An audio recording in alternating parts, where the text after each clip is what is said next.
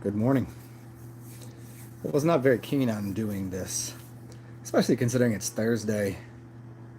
It's the afternoon, but because there's such a wide onslaught of people's consciousness through all of the media outlets. As always, but because of certain events, let's say, that may have occurred, may not have. You could read into that if you'd like. We'll get into it a little bit. I'm not going to give my theories and opinions on that, even though it's so obvious. Let's talk because I'm a master weaver of this yarn, as we'll spin this into something uh, to keep your spirits and mentality in the right direction. We'll try to use that as a foundation or a springboard into other ideas about what media,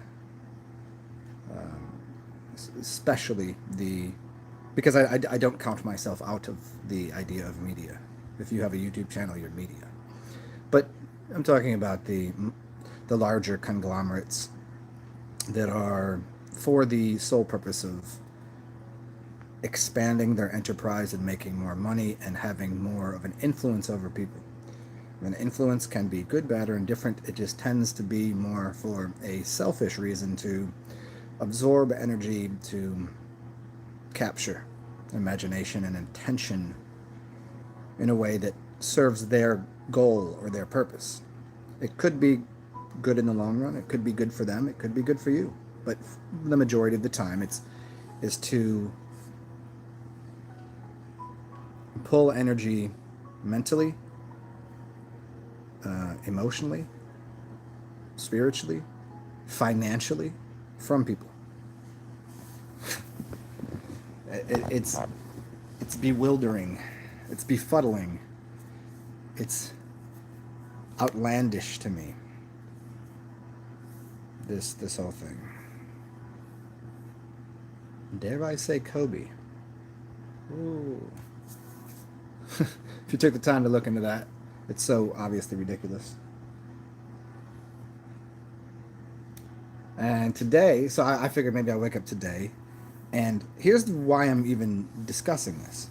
It's because I can't push a button on any of my sources of information without it being a virus infected by somebody talking about Kobe Bryant.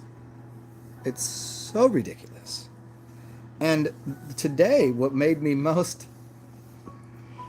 Oh, so now you have Kobe's wife, who has released a statement today. And there's someone on a sports broadcast show, and she's reading it and crying while she's reading it. And I'm guessing this woman doesn't know them. Because I mean, if it did occur, dare I be wrong here? If I am, well, I do apologize. Although I'm gonna side with, I'm pretty sure, then this is all scripted nonsense, and that Kobe is definitely alive, and he still plays for the Lakers, and he plays many roles, whoever that is. I enjoy watching basketball. I enjoy the hoopla. I enjoy this as there's a boundary between me and that. I'm not involved in that, so I can just observe it as a circus, as a show. And so as I see the show, what I'm trying to show people is don't involve yourself in the show if you're not. Don't know that that's just for entertainment purposes. It's just to entertain the mind, a couple ideas. It's not to get emotionally involved with. It's great to watch a movie and have a good cry and to laugh. It's great to listen to music and get so involved and emotional with it. It is. But you know what it is. You turn off the song, you know what the song was. It moves things. But for people to be really upset about people that might go, hey, I don't know if that's really, how dare you speak ill of the dead? No one spoke ill of the dead because A, we don't know they're dead. B, I don't know them. And C, when did that become when did that become, we can't make jokes no more? Is this what we're doing? We play 1984 now? We play Thought Police? I can't think that maybe that didn't really happen because everybody in the media has truly shown us that they've never lied about anything. Ever. That's laughable. Even people that even are part of it know the media bullshits, or they were maybe at least wrong a little bit. So, what they're attempting to do here. So I'm watching this to get back to my idea. So this woman's reading Kobe's wife's statement. All of this, Kobe, blah blah blah, and daughter died, and all the families and prayers and blessings and blah da da da da. Okay, great. And then gets to the end. If you want to support these other families, please donate here. Wait. Donate to Kobe dot fund so they can have money? Wait, Kobe was a multi-millionaire. These people had life insurance. What do you need from me? For what? The money's gonna dry your tears with that money? Even though those people definitely, I don't think for a second they've maybe moved on somewhere else. Maybe they live somewhere else. Maybe they put a new act. I don't know. But it's that how the audacity to go through that and be like, but can I have some of your money? People out there that are watching in TV land, can we get some of your money to pay for these people's tears? Which I'm siding with. Okay, even if this really happened, even if they are having struggles, hey, I understand, but I don't know you. I can't. I got relative around me. I got people around me that need feeding right now. I need people. There's people around me that need my assistance. There's people and things that I have to deal with personally. That I'm gonna think about somebody on that side of the screen over there that threw a ball through a hoop, and now I gotta give them money because they threw a ball through a hoop, which I paid to watch because I paid my cable bills to watch him throw a ball through a hoop, and then there's some people that were gonna go play basketball with him, and now I gotta, and the whole country is more in some sort of fucking hoopla about some dude that threw a ball through a hoop that is some genius. And now we need, but I thought he was worth millions. Can't he take care of that? Can't his funding take care of that if it occurred? But I'm siding with my heart and my mind. My heart says that didn't happen. My mind says it didn't happen. If it did happen, my heart goes out to them as much as I can. But beyond that, man, I got people around here that standing right in front of me. If I walk down the street, there's somebody that needs more than let the dead bury the dead. I got people out here living, struggling in the streets. They've moved on. I thought heaven was a better place, huh? You know, this shit is so absurd that they're still like they're just leeching on it. Like it's an emotional leeching. They're like, but they're dead. Give their family money. But why do they? Okay, life insurance, Kobe. They were already rich, definitely. If they're hanging out on a private helicopter. But then I remember looking at the plane or the helicopter crash, and it wasn't a black carbon fiber with gold on it. It was green and white. It didn't look the same. Weird. What do I know? Don't ask too many questions. See, I just don't really care that much. I just care that so many people are being infected by it. Infected by the larger media conglomerate that is going, give me money, give the money to these people, give it to them, they need it. To the rich people that are on private helicopters, they need money from the poor people that are out, literally bought the jerseys, done all this. And people out here, and the worst part of it is, if I walk down and somebody's like, if I'm walking down the street and this conversation comes up, there's no way I can say this. It is off the table. It is worse than speaking ill of the death of a president, if you think that's important. The death of a great literary genius. Nobody knows. Only people. The only people that are the influence of an idol. It's a static worship of who is that?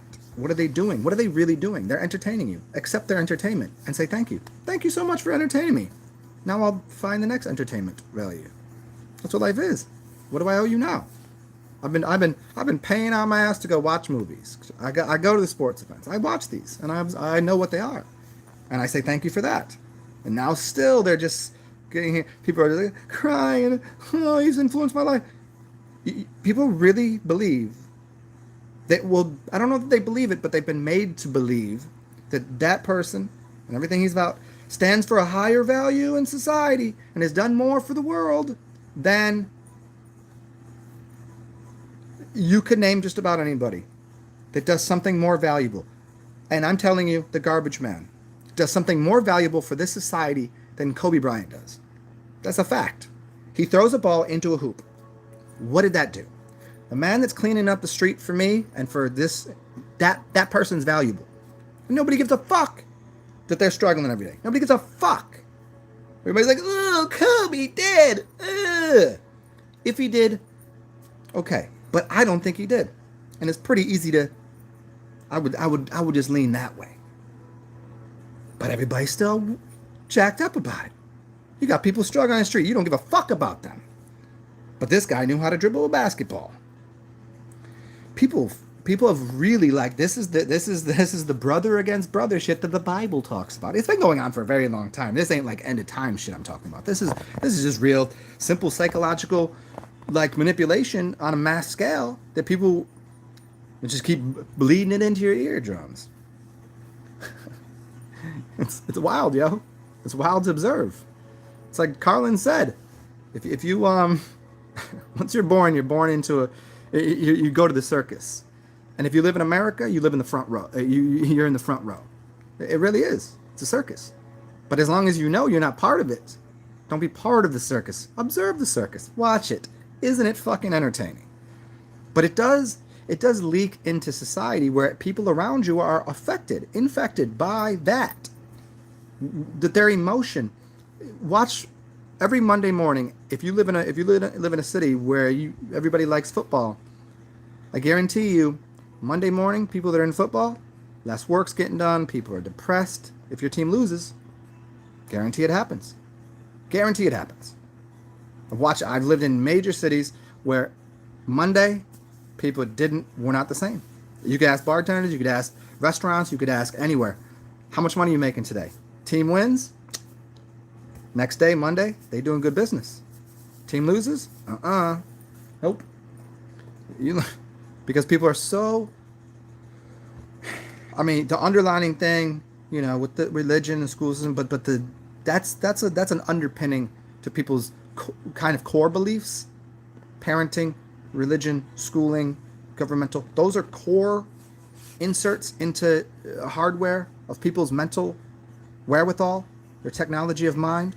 But then you have what's pushed as buttons and software that is basically pushed into people every single day through, hey, watch the commercial, eat at McDonald's. Okay, people can just ignore that because they've come to terms with going, I don't really fucking like McDonald's. I don't want to go there. That doesn't affect me.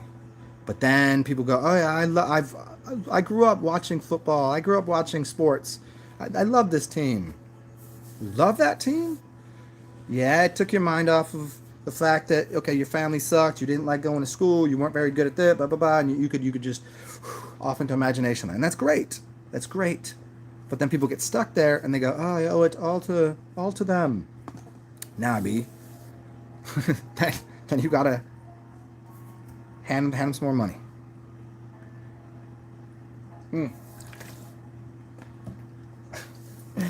And I purposely don't title the videos with the dude's name, and I won't do that because I watched people make videos about it afterwards, like the day after, the day of, and I'm like, you're just leeching off of that. If that dude really did die, you're part of the problem. If the dude really did, if that all did, let him rest. Let him rest in peace. Let his kid rest in peace. Let that family rest in peace. Get the fuck off of it. Get off his dick. That's what people dick riding. Oh, then they make a video. Oh, okay. You get a little AdSense money because you make a video about that, title it such, tag it such, so people search for, well, I have something important to say. You ain't got shit to say. You saying the same thing that every other motherfucker is going to say about that. Oh, prayers up. Da, da, da, da, da. Oh, yeah, well, yeah. It's a psychological phenomenon where people use other people's tragedy to influence their own narcissistic egos. To go, oh, I actually feel more and I'm more empathetic towards that person's passing than anyone is. This is how much it fucking hurts me. You fucking kidding me? Now, they're not actually kidding. That's the troubling part. I don't think most of them are kidding. That really is troubling them. But they're not noticing that is they're gonna get paid off of that. So everybody makes a video about it, and all of a sudden we day what?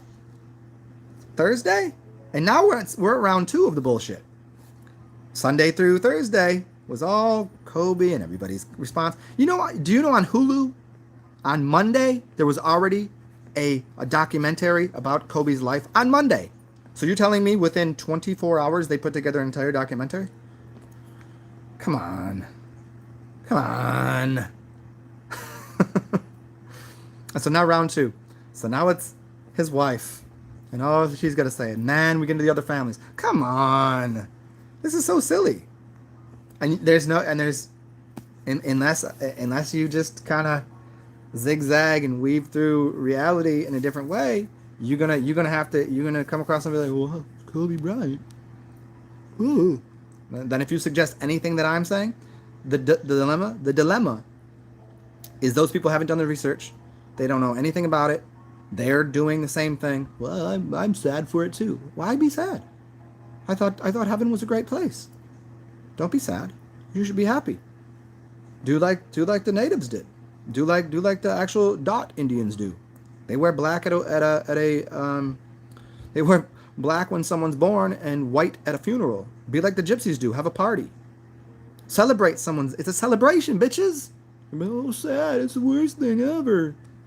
Man, people ain't even this pissed people ain't even this sad when like a family member dies. They don't even fucking care. Day or two, move on. Now we gotta do this shit.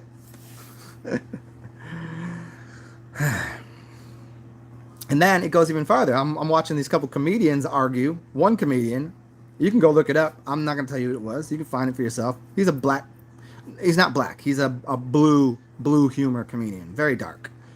And he just tells the like immediately raunchiest jokes because that's his fan base. It's kind of niche, you know. And he said something about that. And another comedian took great offense to this. This motherfucker, da da da. And this is supposed to be a comedian. So now are they both in on it and both know it didn't happen? So they're just using each other as that fuel to, okay, now both their names kind of, maybe, because comedians should know.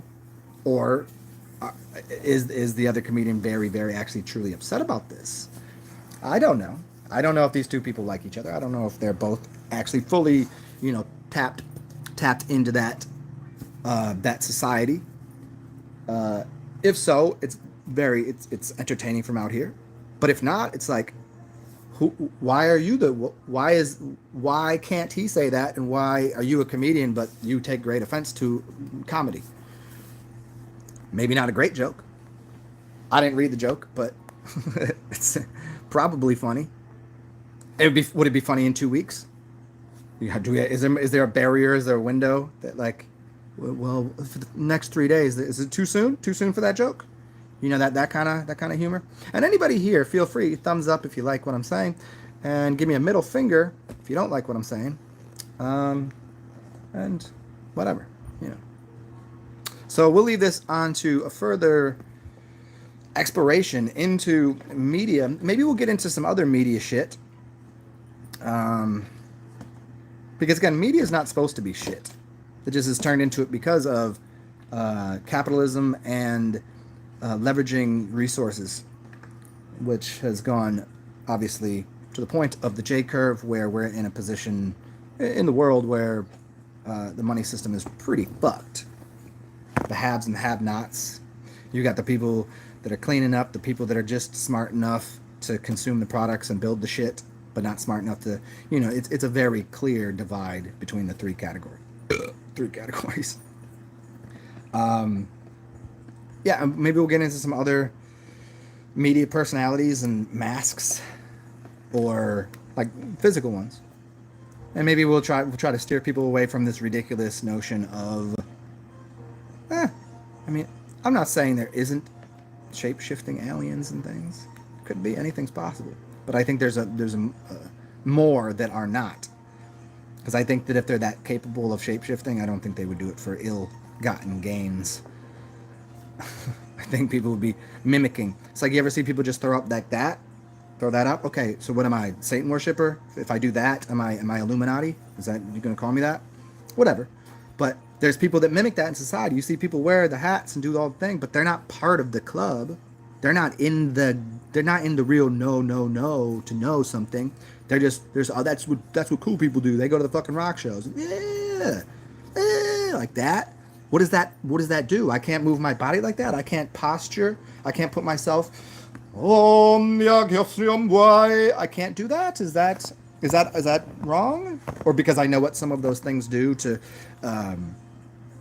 turn on, accentuate certain energies and organs in my body? Is that too much? If I do those things at people around, because if people are around me and I do something like that, what does that do? It's doing something energetically. But if I do that, yeah, I like that one. It's my favorite. Well, that's my favorite. No, that's my favorite. That's my favorite. Wait, that's my favorite. Wait, that's my favorite. Wait, my girl always liked that one. Anyways, so let me scroll through your comments. Let's see what we can get to. What's up, Johnny K? What's up, Jan Shamanic? What's up, Branches? What's up, Will Johnson? What's up, Peace Love? Thank you, Will Johnson. One of the greatest things I've ever heard and I've ever said and I've ever read. People grow up to think that things are normal and healthy, but it's not healthy at all. Normal does not equal healthy, and that goes into, if you go to a doctor's office, they say, oh, that's in the normal range. What's the normal range? Normal means as things, they do this in education too. It's called sliding the bar, lowering the bar, sliding it, moving the bar. It's a if everyone gets sicker, then the normalness, the mean, the median of normalization becomes sicker. If it becomes healthier, then that's a good thing. But obviously, in so many ways, in the school system, as people get dumber, they move the goal. It's called moving the goalpost. Look that one up. Moving the goalpost, essentially. And what is healthy in the body is wildly different than what is normal in the body. What is healthy mentally is wildly different than what is normal. No one's ever had the audacity to call me normal. Does that mean I'm sick? That's a sick fuck right there. Maybe. Or maybe I'm healthy. You could take it to the other side you want. Depends how you want to see it. But I would suggest that most people that are normal are very, very unhealthy. Very, very sickly people. That don't really, their brains aren't functioning right. But I mean, maybe it's in their minds, because how else could they see things? Unless they've seen it from many different perspectives.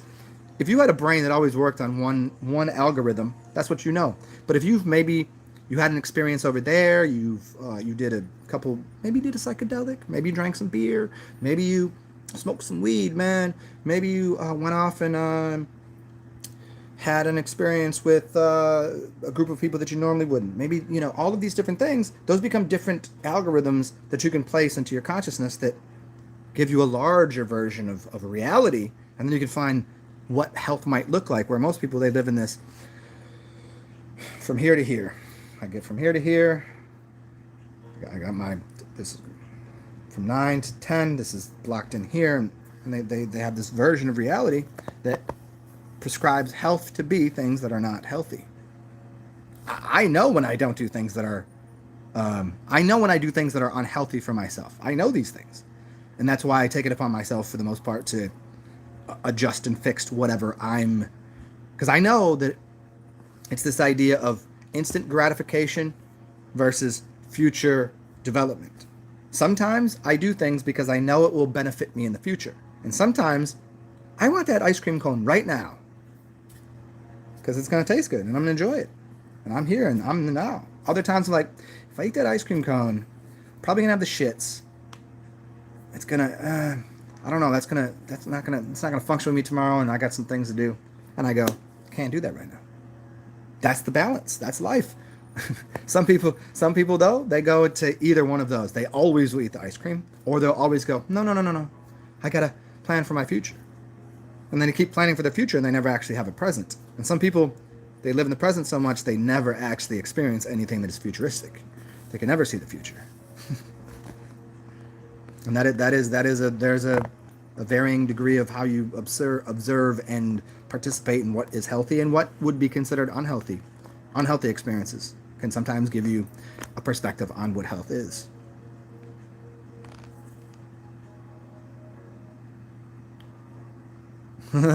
Carson, we were grieving. I know. Isn't this such a good one? Grieving over what? You didn't know the dude. You can tip your hat and you can say thank you so much for all you've done, your service. The dude had if he did, he had a magical life. He got to play basketball every day for a living, make commercials, act, beautiful wife, kids, fuck anything that moves that he wants, money out the wazoo, drive nice cars. That dude had a good life. He enjoyed the prosperity that came along with his fame and his and everything they did, right? Thank you for letting me watch that. Now he's moved on and he's living another life somewhere. If he did die, unless you don't believe in reincarnation, unless you think he goes to the underbelly of the beast or goes to heaven. I don't know what you think, but that's irrelevant to the dude experienced a wonderful life. And I got to observe it from a distance. I don't know him. What am I going to be mad about? What am I going to be sad about? I can just go, thank you. I paid my dues to watch him play. Good for him. He won. He won the game. The game doesn't go on forever for him. If that's what people think. Your game ends whenever 72, right? Everybody dies right around 72. That's why we live in this realm. 360 degrees divided by 5. We live in a physical realm, which is 5, which is a star, which is a 360 degrees in a circle. Put a star in there, and then you get 72 degrees, 72 years. That's the average lifespan of a human being. There's a reason for that. And I say average. So you're gonna experience life, and then whatever you think death is. So he got to experience it. Good job, buddy. See you next time around.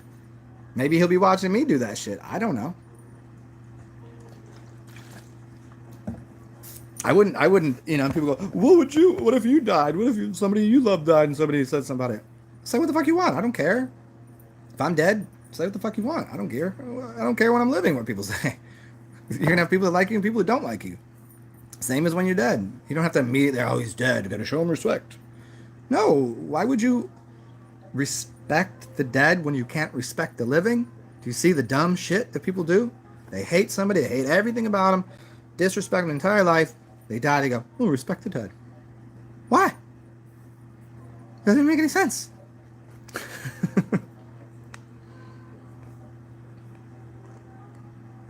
Yeah, peace, love. I hear you on that. And I will remind everybody new here, it is always free to click the thumbs up button if you're enjoying what I'm doing, because that's all I request. I don't ask for a lot, and you guys do know that you're allowed to donate to me, and you can find out how to do that. I will not tell you, but it's pretty easy. But I do this for the love of the game,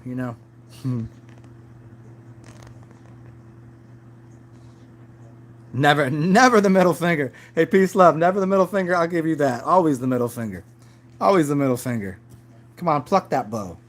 You know how that middle finger came to be, right? It's said about the people that pull the bow and arrow, and then I think it was the French that would find the people that were hitting people with the arrows, and they would cut off their middle finger. And I think it was the British and the French, and the British didn't find the French, so what they would do to piss them off is they would always give them the middle finger, saying, "You didn't cut my bow finger off, so fuck you. I got arrows to throw."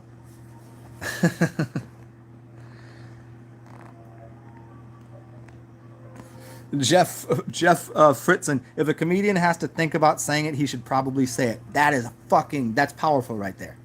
And that's the difference between brass, bald comedians that are the greatest and the ones that will only be second tier.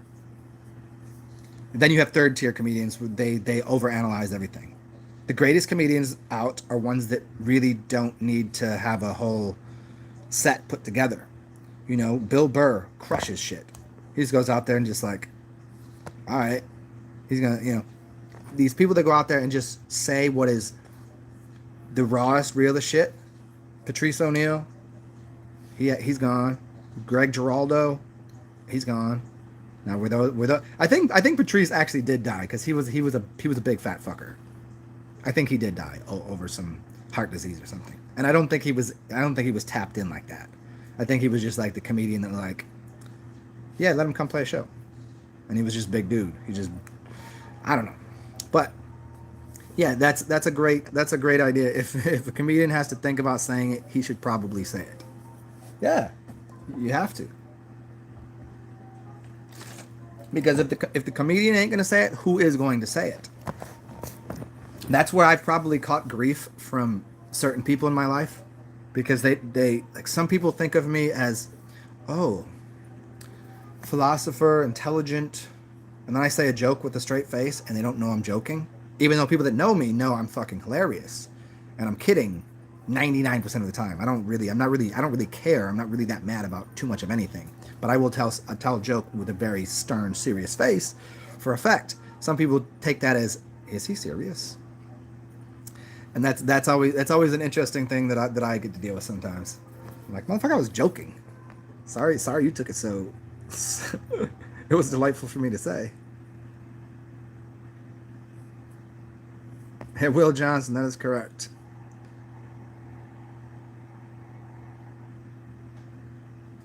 The ego trip of death.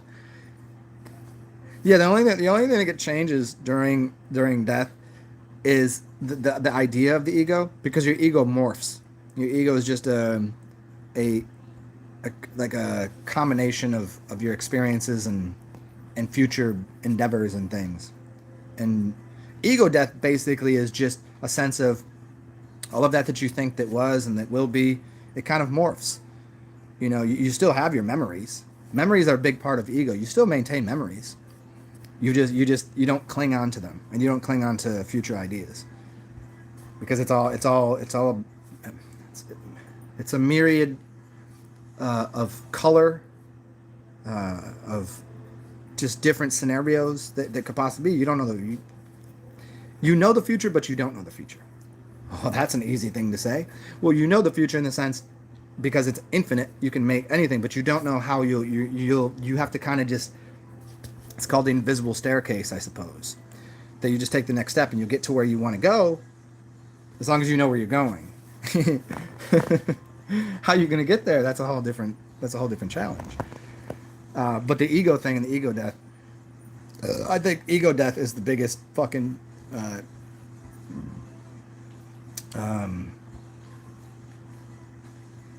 it's the biggest trip. It's the biggest fucking stupid shit that the pop culture new age movement sells people. You got to kill your ego. No, you don't. Your ego doesn't die. It just. You ever think that somebody didn't like you or somebody did like you, and then you figure out later that it was the opposite? That was part of a manufactured idea that you made up in your ego, and so those things change. Because I've known people that I really thought hated me, like, and I would talk to people like, nah, that person really likes you. I'm like, really? I didn't know that for a second. I thought they fucking were disgusted with me. and equally the other way. So those things kind of go away. It's your perception of what you think of your memories, your perception of your memories. Events happen, but how and what they mean to people is a wildly different thing. And so people, you don't want to kill your ego. You just want to get rid of the things that attach to it. Keep your memories intact. As Dan Winter says, this whole game of life is learning how to keep your memories intact through death, which is your ego. So the idea of what I teach you about fasting and lucid dreaming and getting out of body, especially getting out of body, is that's where you're able to maintain this form here and the memories you have here and pull them into that system of your out of body experience or your astral projection, and you still know that you have and you maintain this, but you have a second set of ideas and you project a different future, but you don't lose your last lifetime, because this is, if I'm laying on the couch and I actually project, I have two lives going. I have the one that's here on the couch, dog's laying there cuddled up, I got some music on the background, and this is my space. But I projected myself into another space, and there's an actual physical reality the same as this there. So I get to keep these kind of ideas and construct things because of what I know here, and I can make it anything I want over there. That's the goal of everything.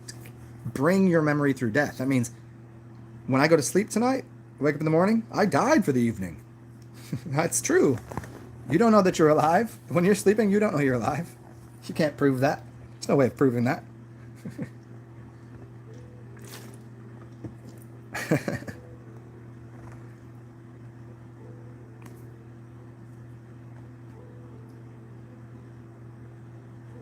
So torn. Jeff Fritzen, I cursed you. I cursed you 10 times? How did I curse you? You're kidding, yes? How did I do that? What did I do? It's only a curse if you believe it to be one.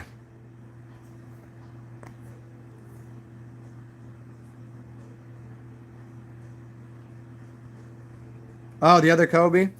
They never been on the court at the same time? No. Hey, peace, love. I'll tell you who it is. You gotta go to this dude's channel. His name is Cam Bee, and he shows you who Kobe actually is. It might be hard if you don't watch basketball. It might be a little difficult if you don't understand a little more to the masking and the prosthetics and kind of things that they can do to adjust slightly, camera angles and all sorts of things. But certainly he definitely. I would say I would go with 90. I would be 96% sure. There's a Kobe still alive, and I don't think Kobe was the original character. I think Kobe was probably third. There's a person that plays Kobe as well as the other one, as well as someone else, I think.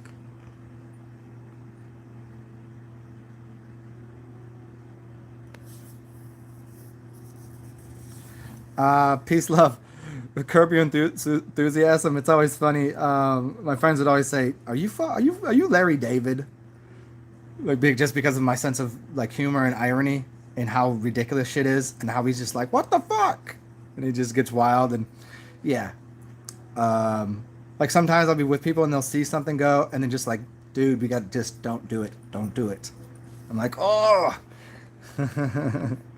But a lot of people just assume Larry David is actually Bernie Sanders. But then they had Larry Sanders and Bernie did I say Larry Sanders? Actually, I think he played football no, that was Larry Fitzgerald. Anyways, so Larry David and Bernie Sanders, they had them both on a TV show, and it looked really strange to me, the way they had them standing there. One of them just looked off. It was really weird. Because somebody said that Larry David plays Bernie Sanders or other way around. They look very similar, but, they're just old dudes that are balding. They do have a lot alike, and they both have the same accent, which it's just kind of everyone's got that accent from that area. I don't know about that one. Maybe. It's pretty similar, but maybe.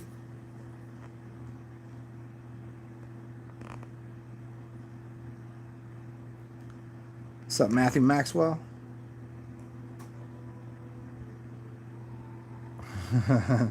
Of course, Angie. What's up, Siphon? Siphon. Them Sages, man. I've dated so many Sagittarius. My last 3 girlfriends. Sag and Scorpio. Well, yeah, Sagittarius, Scorpio. Sagittarius are on one level, greatest thing ever. Another, I'm supposed to really get along with them, and for the most part we do, but I don't. There's an error. There's an error between our somewhere. It's very intense in every way, but it's like 90% of it's fucking excellent, and there's just this really sharp angle that just goes awry with us.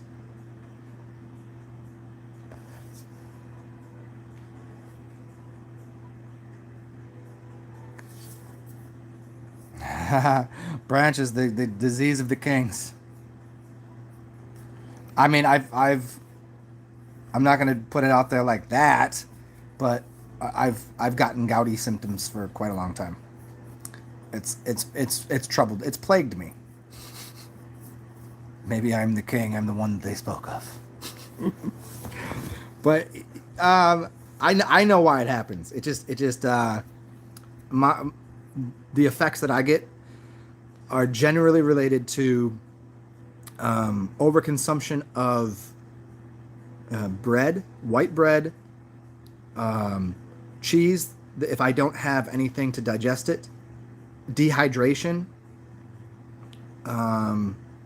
It's mainly a dehydration issue. Meaning, as soon as you start eating things, whatever you're eating starts sucking things out of your body. And I tend to stick towards liquids. And then as soon as I go on to let's go out and eat and be, frivolous, I eat and fried foods and this and that. And then it sucks moisture out of my body. And then I get clogs and gouty symptoms in my joints. Knee, ankle, elbow. Yeah. Oh, it's fucking awful. I've had 2 things that I would never wish upon anyone. I don't care. I could watch someone kill my firstborn in front of me, and I don't think that I would ever, as a punishment, make them have to suffer through gout or through getting their cornea cut with a hot piece of metal. And both those things I've experienced. You don't want that. You could kill my firstborn in front of me and laugh in my face, and I still wouldn't. I would still not make you deal with gout. It's fucking awful. But on the bright side, I understand how it occurs, and people that have it, I can tell them how to fix it. And if they don't want to deal with that ever, I can tell them, here, do these things, and you'll never have to feel that pain again. And I know how to fix it very quickly. Usually it lasts for 2 weeks for people. I can get it pretty bad, and I can fix it in like 3 to 4 days. But it takes I think that's probably why I've injured myself so many times in my life. I mean, I don't just fall downstairs on purpose, but like, can I fix this? I think, growing up as having that like engineer kind of, how do you, when you're a kid, you take things apart to put it back together. I kind of had that attitude about certain things in life. Well, let me see if I can fix this. And then all of a sudden I realized, like, oh, my body's just going to do it if I give it the right things. Oh, shit. Okay.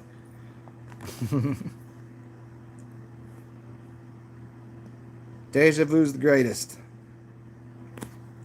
Siphon, a memory without emotion is wisdom. That's a really powerful one. I like that. Oh, Cam B, I was just talking about you, man. What's up, homie? What's going on, my dude? Thank you for saying it. I've done this whole show alluding to that.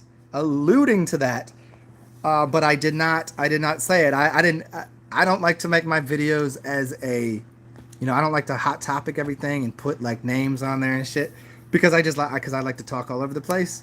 But yeah, there you go for anybody. Because I think half of my audience here probably is into basketball, and the other half of it is beautiful old ladies, and I'm not old, old witches, but yeah. And I was getting to that. I was digging into the Aisha, the Aisha and Miley Cyrus, and hey Cam, if you're still on here, Miley Cyrus is 27 this year. You know that 27 club? Miley Cyrus is 27. I'm steering that way. If it's in clusters of 3, Miley's in there. And I think 007 is I think you're that 90-year-old dude, the old guy. I mean, his career is over kind of anyways. I forget what his name is. The dude, one of the 007 guys. I think it's 007 and Miley Cyrus is next. But and I started to get into that the connection between let's see. Well, there was a kind of the connection with Nelson Mandela wearing a mask because his face was always weird to me. Nelson Mandela's, he had really the lids right there. Like here, just so you can see, this is all my face. It doesn't come off. And Morgan Freeman, but I don't know about that. But Morgan Freeman is definitely Jimi Hendrix. Morgan Freeman is Jimi Hendrix without question.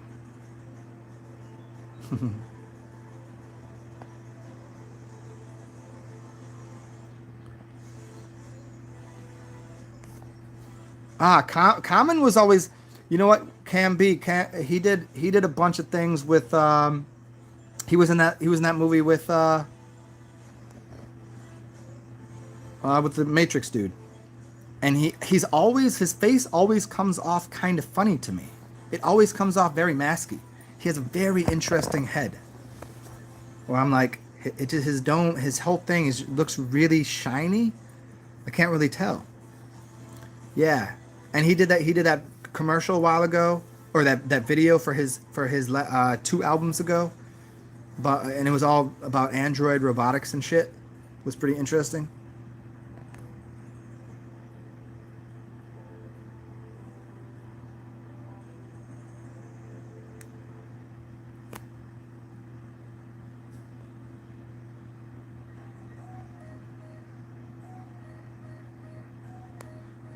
Jadina. See, Camby, you put me onto so many different, and thanks for coming through to just put that in there. You put me onto so many people I didn't know. Like, they're kind of like, to me, like secondary. I like the transition from like the A actor to the B actor thing. It's like the Tupac is a kill. Like, I would have never even known who that dude is. And I was alluding to a couple ideas yesterday about why that is.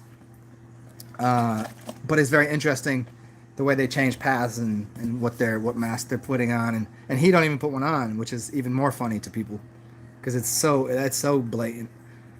I mean, I still dig the music, you know what I mean? Like, I still dig watching movies and going to games, but I just know what it is. That's the big thing to teach people is like, go watch this shit. If you got a couple extra bucks, it's enjoyable, but just know what it is.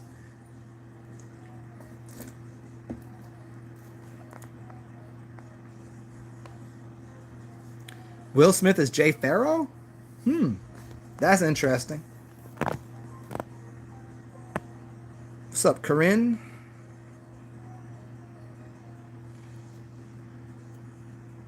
No, Sigma, not Leo, not Roger Moore. The old dude. I don't know why it's not coming to my brain right now. He's 90 right now. His career is over anyways. There's not really much reason to, like, he's just gonna dip and chill for a little bit. I don't think he has any more movies in his belt. How's his name? Sean Connery. Sean Connery. There you go. I would guess it's Sean Connery, Miley, and yeah, I think that's probably up there.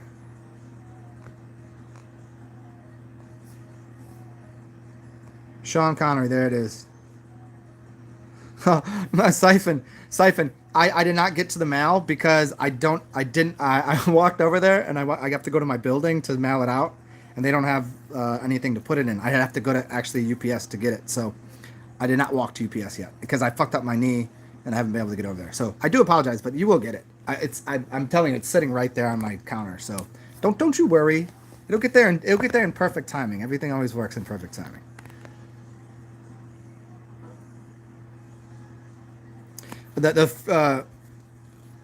Yeah, Freeman and Hendrix is not even.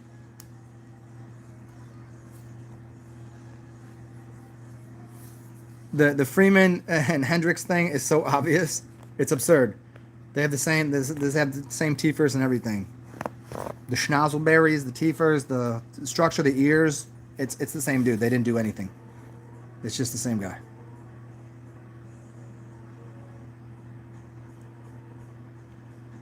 Yeah, Sigma. Watch him when he's in them. What is it? Is it the last one, with, with with Neo? What's the name of it? I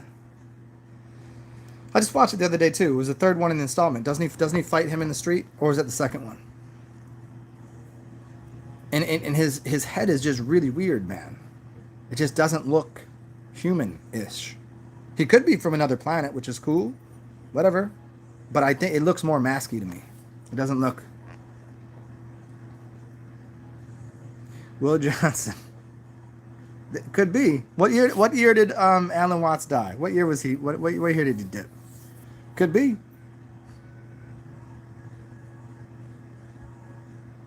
Sean Connery.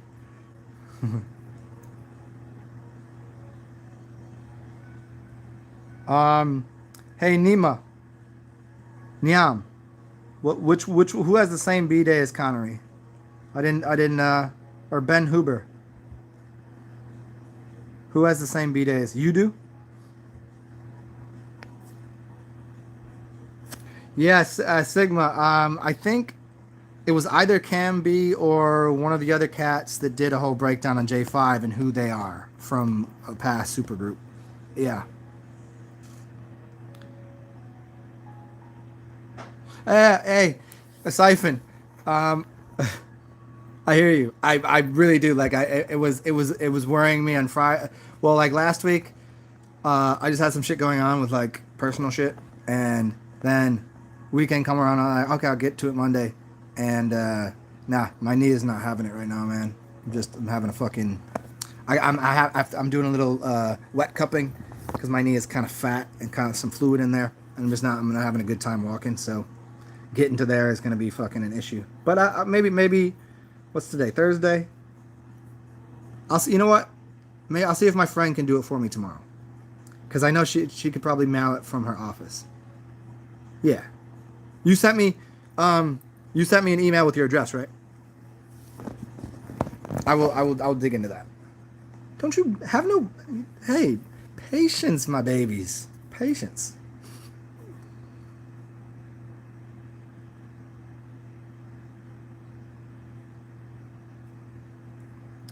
I don't know about the Billie Eilish and Lil Xan. I don't know anything about that. I really try to avoid the really crappy new. I mean, Billie Eilish. I've heard some of her music. It's okay. I mean, but like all of the mumble mouth bullshit. I mean, I try to separate myself a little bit from some pop music, because you're gonna hear it anyways. So I'll hear it where I hear it, and some of it is okay. I mean, I can bounce to it, like, but. Alex Jones almost certainly is Bill Hicks.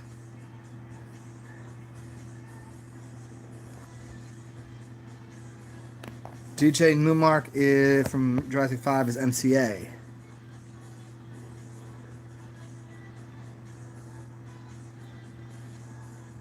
Niv. Oh, Nev. Nev, yeah? Yeah, Niv. Okay.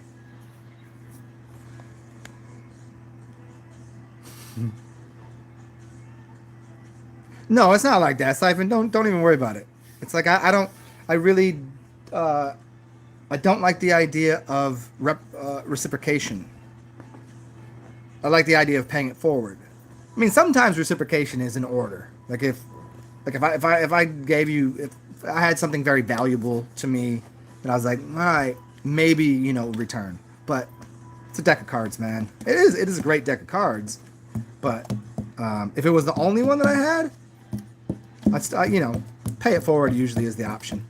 Let me go refill this with some juice, and we'll continue this conversation.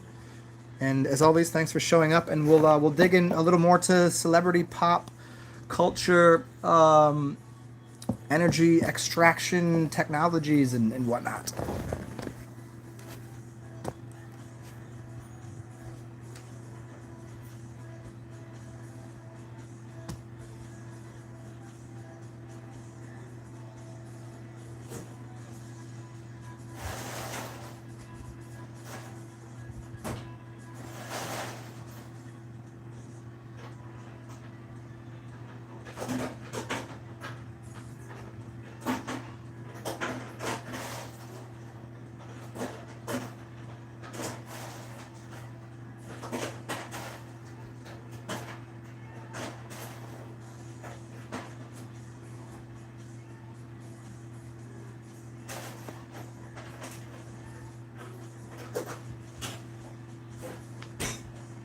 We're almost finished with this.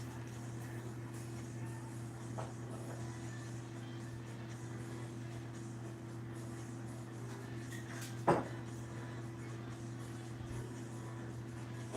I'll give you some recipes for fixing things.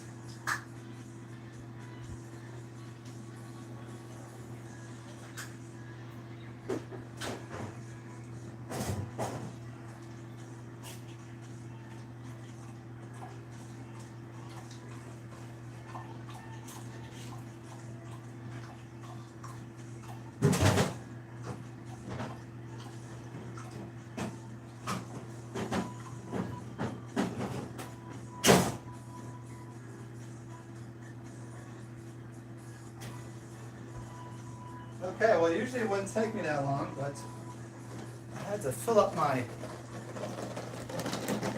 ice machine there. We are almost prepared for another installment of me talking a bunch of shit, which apparently some people are entertained by. And I'll give you, for anybody that does, because I think most people at some point in their life will suffer from some type of arthritic or other type of, okay, certainly everybody will have inflammation somewhere, and the easiest way to get rid of inflammation is there's 4 good things you can use.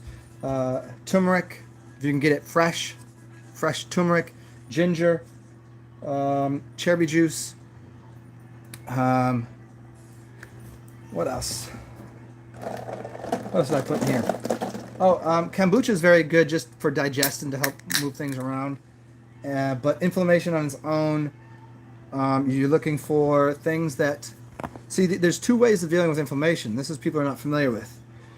Inflammation is considered hot, right?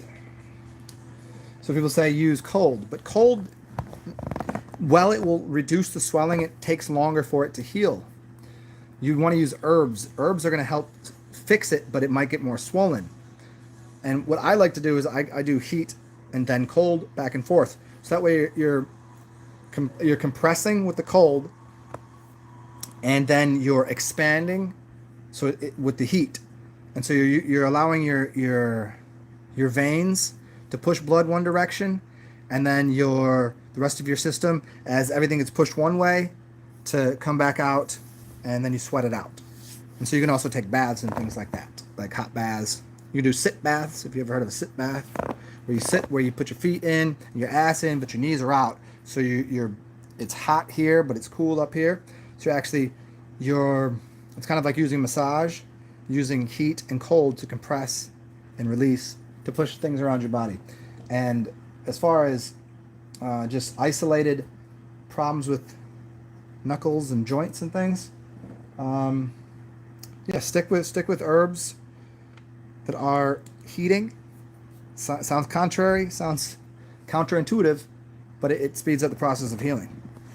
Ginger is a heating herb, but it's very good. Cayenne, heating, very good for blood movement, and that's what you want to do. And it's going to probably, in healing there is pain. you can add cooling elements to it. So there you go. And always there you go.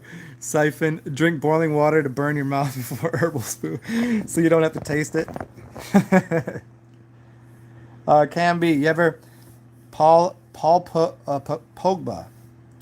Huh? Wasn't that a soccer player? Why do I think that's a soccer player? But you know, Chad Ochocinco also put people onto after his career was over. He put people onto urine therapy. He did two shows where he was talking. He was talking in the interview. This is after his career though, and he just straight said, "My grandmother told me about this." He's like, You'll see, I never missed a game." He's like, "So if I had an injury, I tell everybody on my team, if you can piss for the man, you can piss for me." So he's like, I'd have everybody on my team piss into a bucket so I could put if I had an ankle injury, he'd put his ankle injury into it. So he would just use everyone's urine to fix an injury. So he knew about Shivambu Kalpa. So Chad Ochocinco, man. And the fact that it was Chad Johnson to Ochocinco, I think is hilarious.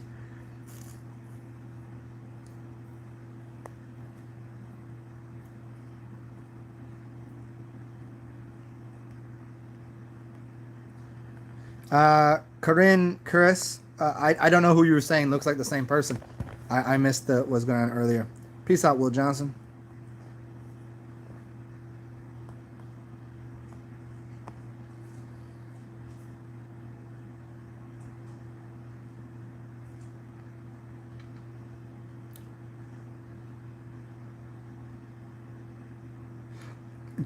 Yeah, Paul Pogba. I'm gonna read through it in a second, but I thought that dude played soccer for some team, and I know Chad. I know Chad is actually trying to.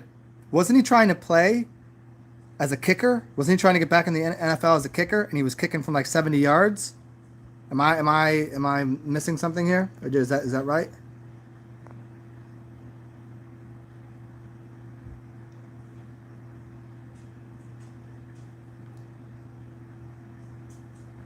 Yeah, there you go. And Ocho Cinco, man, I told you, that's crazy, right? I seen him. That was the other day. I looked him up. Somebody, what's his name? Wiley Schmidt will put a video out a while ago about him talking about urine therapy, and then just like something showed up him kicking field goals from like 70 yards, and I know that he kicked a few during the regular season when he played for Cincinnati, right? Played for Cincinnati. And I was like, that dude's got too good a form. He definitely isn't just. Yeah, there you go. And Kobe can play some soccer, right? Steve Nash, Steve Nash had a twin brother, or not a twin brother, an older brother that played MLS.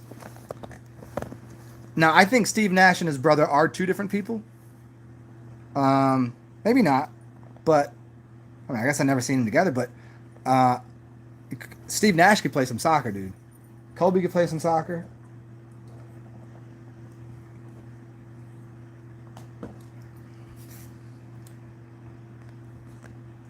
That's funny, Cam. Yeah.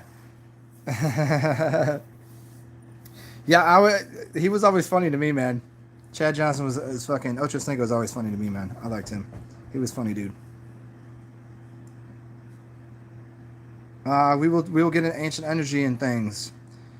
Yeah, today mostly I'm gonna dig into this. We'll stay on the media and kind of movies and extraction of energy through people's emotions, and then we'll get into I'll dive into other things. We'll see where this talk leads us.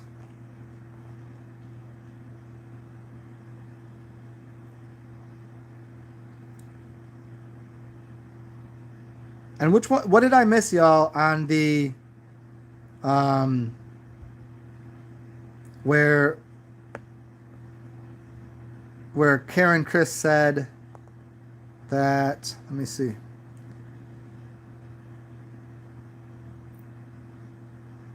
I was a little farther back. Guess I kind of missed it. Said somebody looked alike, and I was wondering who it was.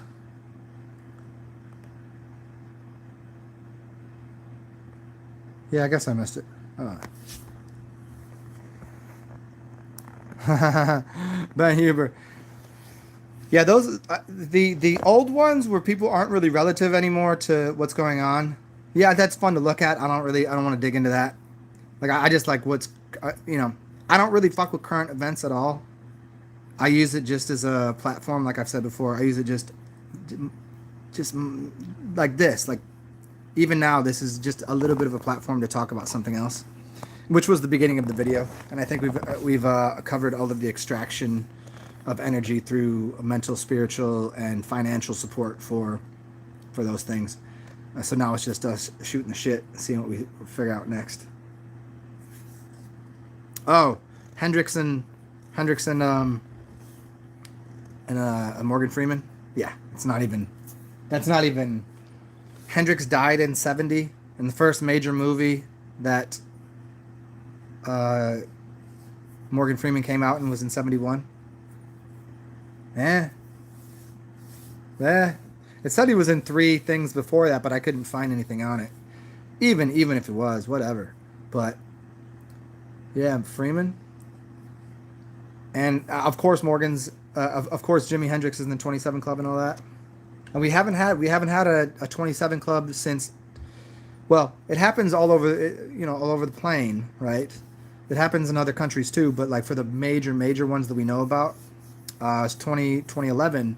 So it's been a bit since the last major one, and then before that there was a bunch.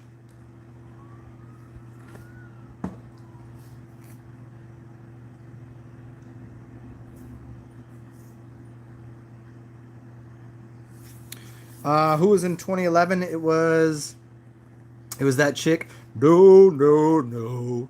They want to send me to rehab. She was like, no, no, no. What was her name? Amy Winehouse. Thank you. Yeah, there you go. Mm-hmm. Hey, and if you're still here, do you think do you think that it will be wine hands? Amy, you play some Amy Winehands, two 40s, Edward 40 hands, Amy Winehands. Oh, 2 bottles of wine? It's bad. That's a bad day right there. I mean, if you really like wine. Oh, so do you think it's gonna be? Do you think it's gonna be? There's always the trifecta. Do you think it will be Aisha, or do you think it will be? So, you put that video about like she's playing the same character. Aisha Curry is playing the same character as what did I say before? She has how many? What was her original name? Hannah Montana. She played Hannah Montana, but Hannah Montana is 27 now. So do you think they kill her off, or would they be so bold to like kill off Curry, just his wife? Would that be interesting? I don't know. It wouldn't make much sense. I think they got to go with the star. I think they got to go with her. I mean, it seems pretty much in the, if they're gonna do it in 3s, usually you gotta have somebody from sports, somebody from music, and someone from movies. Sports, those are the 3. So they kind of fumble those around a little bit. Yeah, Miley Cyrus, I think, is what's up. Super Champ is here. What the fuck? Super Champion Rocker came through. The fuck you talking about? Where is he at? Oh, what up? Didn't even see you there. Super Champ. What's up, man? Yeah, I heard that Jim Morrison might be Rush Limbaugh. That's interesting. No, I can't see it as Chevy Chase. Chevy Chase, to me, he's way taller, and to me, I could be pulled in a different direction, but he's too witty. He's too otherwise. Chevy Chase is pretty awesome. He's hilarious, and I don't see the connection to the more Jim Morrison height wise. Chevy Chase is like 6'4", 6'5". I could see the, if he got fat, the Rush Limbaugh, because Rush Limbaugh ain't that big, ain't that tall. And Chevy Chase did do a song with Paul Simon, if that helps. He did that really awesome song with Paul Simon, which I thought was really, really hilarious. they're in that white room. Paul Simon's like 5'4", and Chevy Chase is like 6'4", and it's this really interesting dynamic.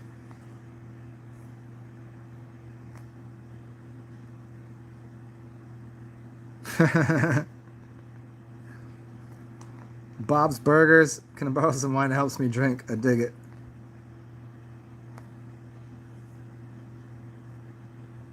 Ah, Miley is the bass actor.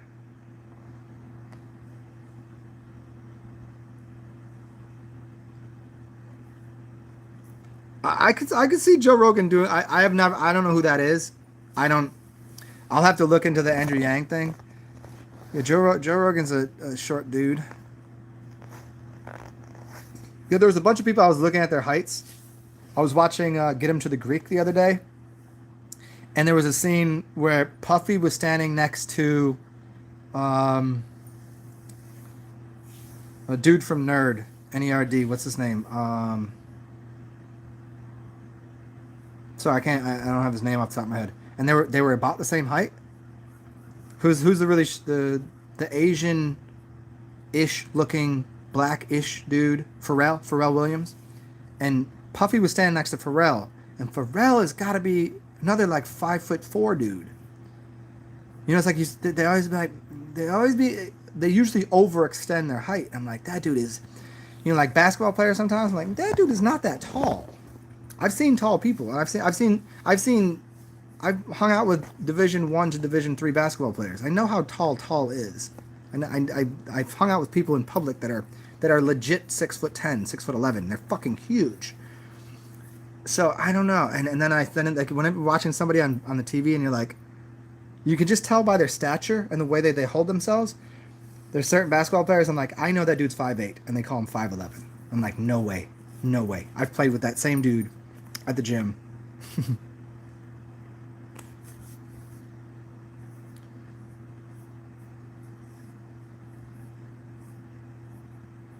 Bad Bunny, I'll check that out. Hispanic football dude. Fred Rostar.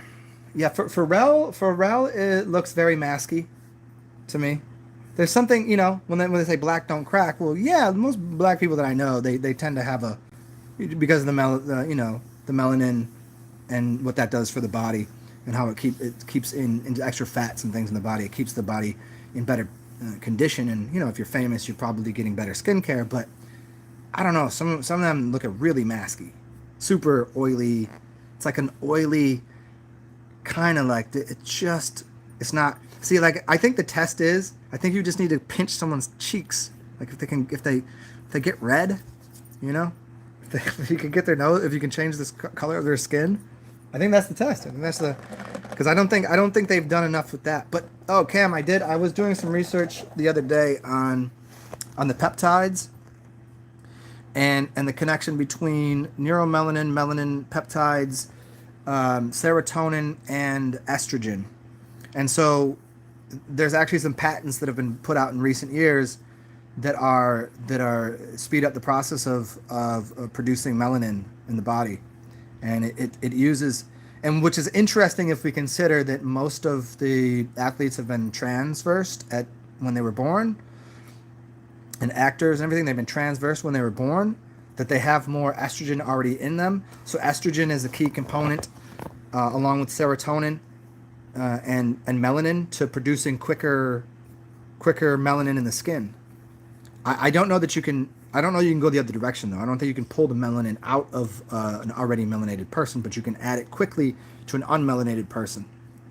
So if that gets a little bit more into because I know you put it out there a couple of times about pills and peptides that people could take to quickly give them a tan. And so yeah, that's actually a thing. And also I was getting into prosthetics that were breathable and some other things. But yeah, the peptides and the melanin is a really interesting one. Because think about it. People that go out in the sun and they get burnt. Red-haired people, they got iron in the blood. So iron turns to rust. And the sun needs something to take that energy of the sun and turn it into basically dark matter or dark magic energy, melanin. And it appears that it has something to do with melatonin, serotonin, and estrogen.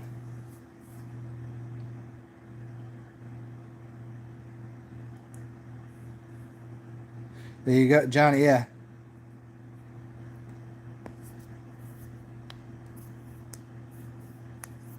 Mel, mel, melanotan. There you go. Or you could, just be like a normal human being and just eat well, put some oil on your skin, and go out in the sun. You know. But they got other objectives, I guess.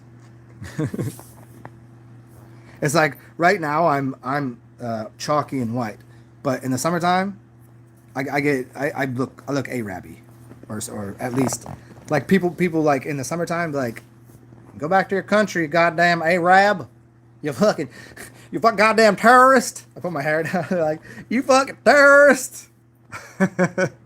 I've had people say that shit to me when I was walking around with my best friend who's Indian, Dot, and she's already brown, and I'm like,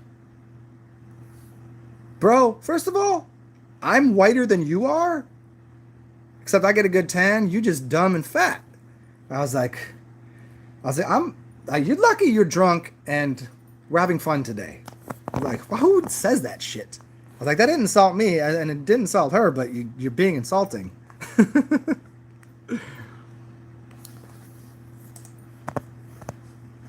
If you get peptides, Russians are alleged best. No GMOs. Rishi lion's mane, cordyceps mushrooms. Yeah.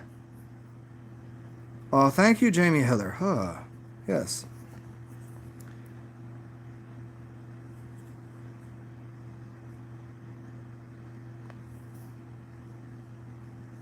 Yeah. If you think the Williams twins are females, well, they're supposed to be sisters, right? I think one's older, right? But yeah, I get you. I seen a picture of her like in a bikini with her abs and her these. If you have these shoulders muscles, look at. I can't put my look at. There's a muscle right here. I can't put my hand. I can't do that. This stops it. That's a masculine muscle that women don't have. I learned this magically, funny enough, in elementary school or something. It was like some health class or some shit. They say, okay, everybody, let's see, we're gonna win a prize today. Here's a fucking donut. I don't fucking know what it was. Who can hold their hand up the longest? So everybody starts, okay, let's see. And without question, there was like 3 or 4 chicks still had their hand up. Had nothing to do with psychology. It had to do with the physiology of where their muscles are and how they grow. They don't have that muscle. So this gets in the way and causes a lot of problems for men putting their hands up like that. Women can. Not to mention, here's a major one. Here you go, guys. Here you go. See these 2 fingers? Estrogen, feminine. You can tell if a dude is going to be more estrogen rich. Right? So this is female, and this is male finger. See? Female. If you look at a woman's hand, this one will be longer than this one. Almost every single time. Sometimes they're balanced. They can be balanced, which is really, really awesome. It means somebody has a very balanced sense of being, but if this one here is longer for a female and this one's shorter, so there's a difference there. So you have your testosterone. So I have more testosterone. See, I'm a dude. I got a beard. There's no choices here. You get one or the other. You got a dick, you got a beard, or you have a vagina and no beard. This is what you got. It's just pretty simple. Go out in nature. Go ask the fucking elephants and giraffes and all that shit what they're doing. There's dinky winkies and there's fucking veggie wadgies. However you guys want to fucking say that. But there's how you can see it. Check it out again. Here you go. Saturn's finger, the ring finger, is testosterone. Saturn, Father Time, ring of Saturn. When you get married, you put it on there. And estrogen over here. And this one should be longer. This one should be longer for a woman, because she should have more estrogen. And this one should be shorter for a woman, because she has less testosterone. If you find a man that has a short finger here and a longer one here, you almost guarantee he's going to be effeminate. He's going to be very feminine kind of facing. And if you find it the other way around, with a chick that has a finger like this one longer, this one shorter, she can be butchy. She'll have characteristics of a man. She'll probably even have attitudes of that. Now, could that be? Is that developed after? If we want to go deeper into that, is it developed after they come out of the womb or while in the womb? It's mostly in the womb, but some of it can be developed while they're still growing, because it's still a growth process up until about the age of 5, and then you're pretty much locked into something at 5. There's a bunch of reasons for that I'm not going to get into here because I don't want to do one of those fucking long ass talks today. But prior to that, you're influenced by the sun, the moon, everything in your womb, in the womb of your mother, and that's gonna give you a general set of principles coming out. But then there's some influences that you can have because of parenting and energies that will help your body develop in different ways, your mind develop in different ways, your estrogen and testosterone develop in different ways that can influence you to be anything. Some of the greatest Nazis out there, right? They were like, give me a child and I'll turn into anything you want. And they literally meant that by the use of influence of psychology and environment. Psychology and environment will change anyone into anything. I mean, to a certain extent. To a certain extent. So there you go.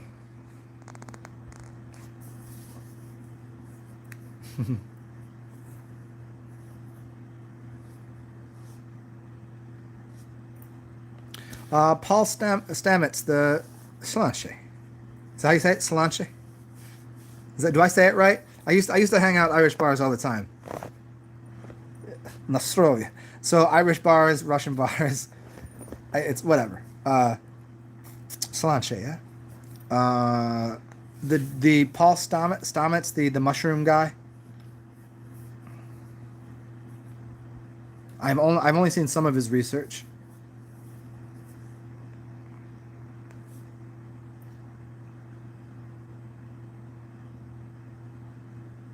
If you want something really good to know about, you want some heavy duty reading, read this. Anybody here? Plant Intelligence and the Imaginal Realm by Stephen Herod Buhner. This dude is fucking amazing.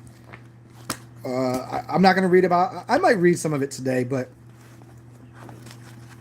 here's I've read out of it before, and it just really, unless I choose the right chapter, it's going to be really fucking difficult for you guys to follow because he uses a lot of words that are going to be indecipherable or undecipherable.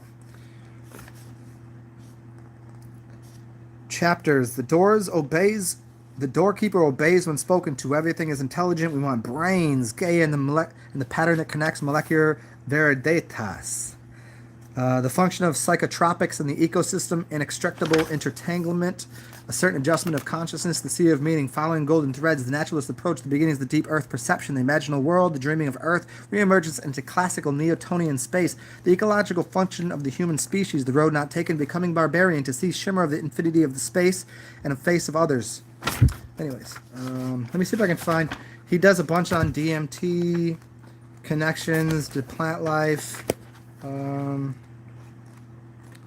He writes it in this really wonderful cannabinoids, psilocybin ecosystem and neural networks, coevolutionary interactions with complex ecosystems, psilocybin, serotonin innovation, serotonin plant roots, and he writes in this beautiful way where he'll find some poems that work into what he's explaining in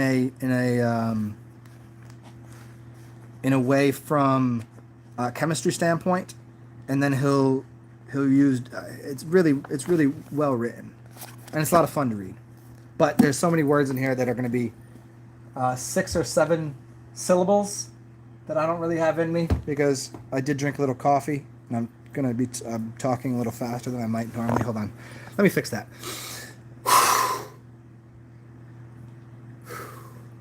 Okay, back to normal Zen speed.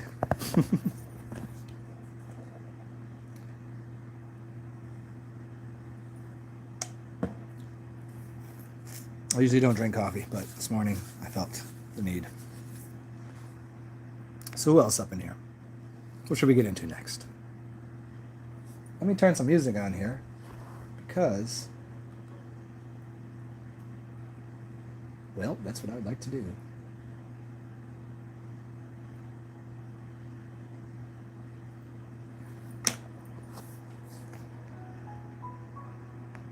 I'll give you 17 individuals. I know probably 10 of you in the background at work, headphones on and shit. Just give me a minute or two. I'm going to go piss into something. Probably drink it right now because I think that's a good idea. I think it'll help my knee out a little bit.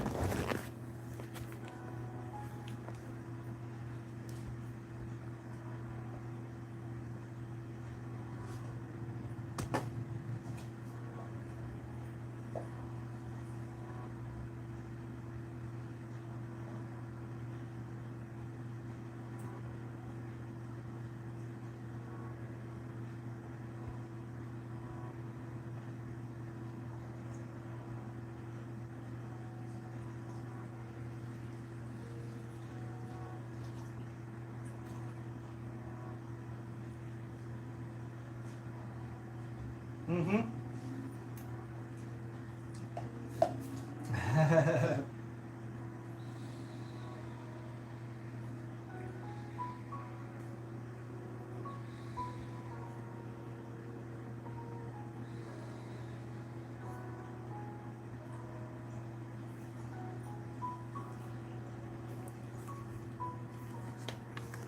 Oh man, I can still taste the coffee in that. I don't know how many people like the taste of their of coffee. If they've had coffee and then they drink the piss, if they like the taste of the coffee. I don't know. I can't be sure of that. I kind of like them separate. I like my piss to be kind of clean and taste. It's still I'm still definitely a little under the poisoned blood of having blood clots. So I get a little bit of the bitterness of that and then a little bit of the coffee flavor. Not a big fan. I want it to be like a coconut and lime.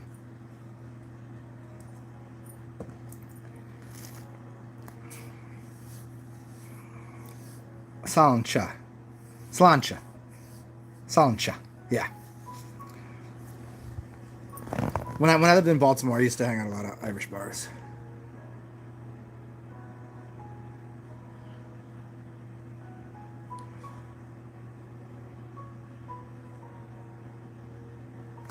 Oh, yes.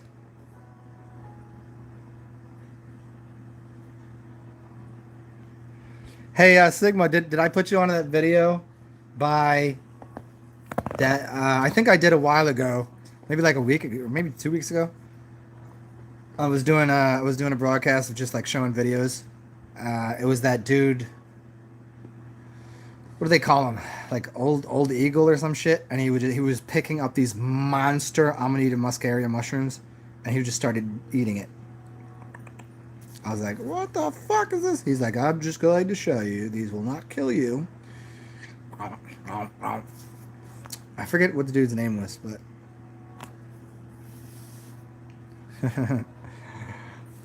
you seen Quetzalcoatl one night? I've shared a story of some crazy shit that happened to me due to a few different substances. I'll share it again at another point.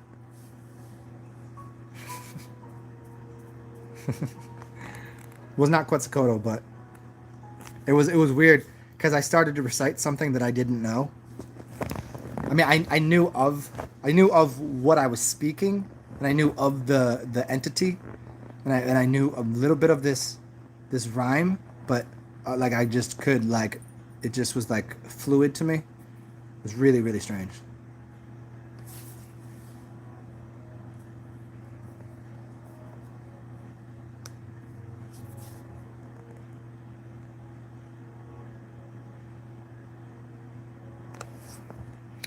Jamie Hiller, thank you for the great form. Yes, this is pretty much the only form I take on this realm.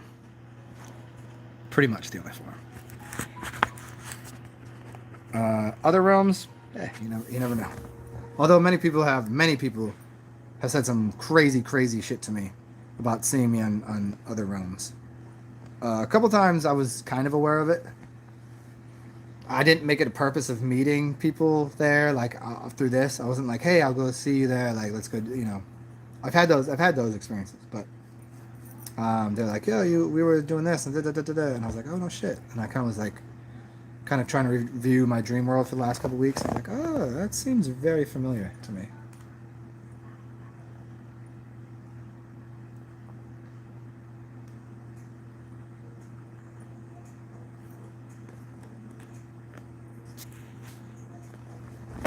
There we go.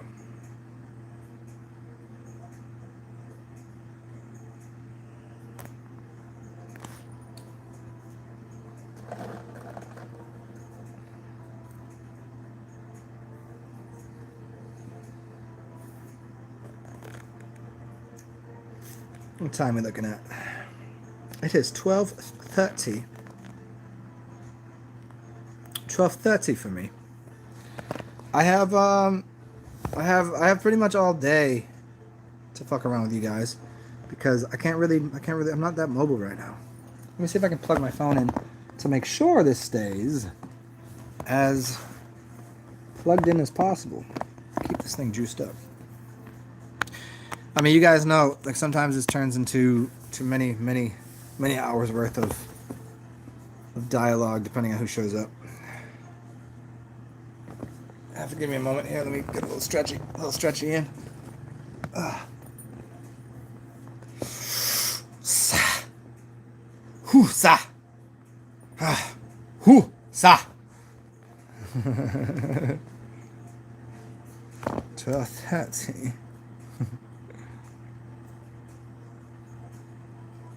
12:30.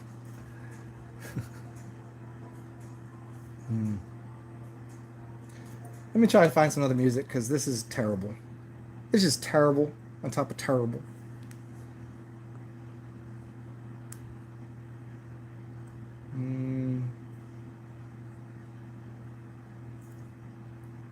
Oh, here it is. Always enjoyed this gentleman here. Yeah. Joachim Karud. I don't know if y'all know who that is. I don't know if he like actually makes like if he's super pop or if he's just making music on here because he's a good dude and gives music away for free. Either way, I always enjoy this in the background. There it is.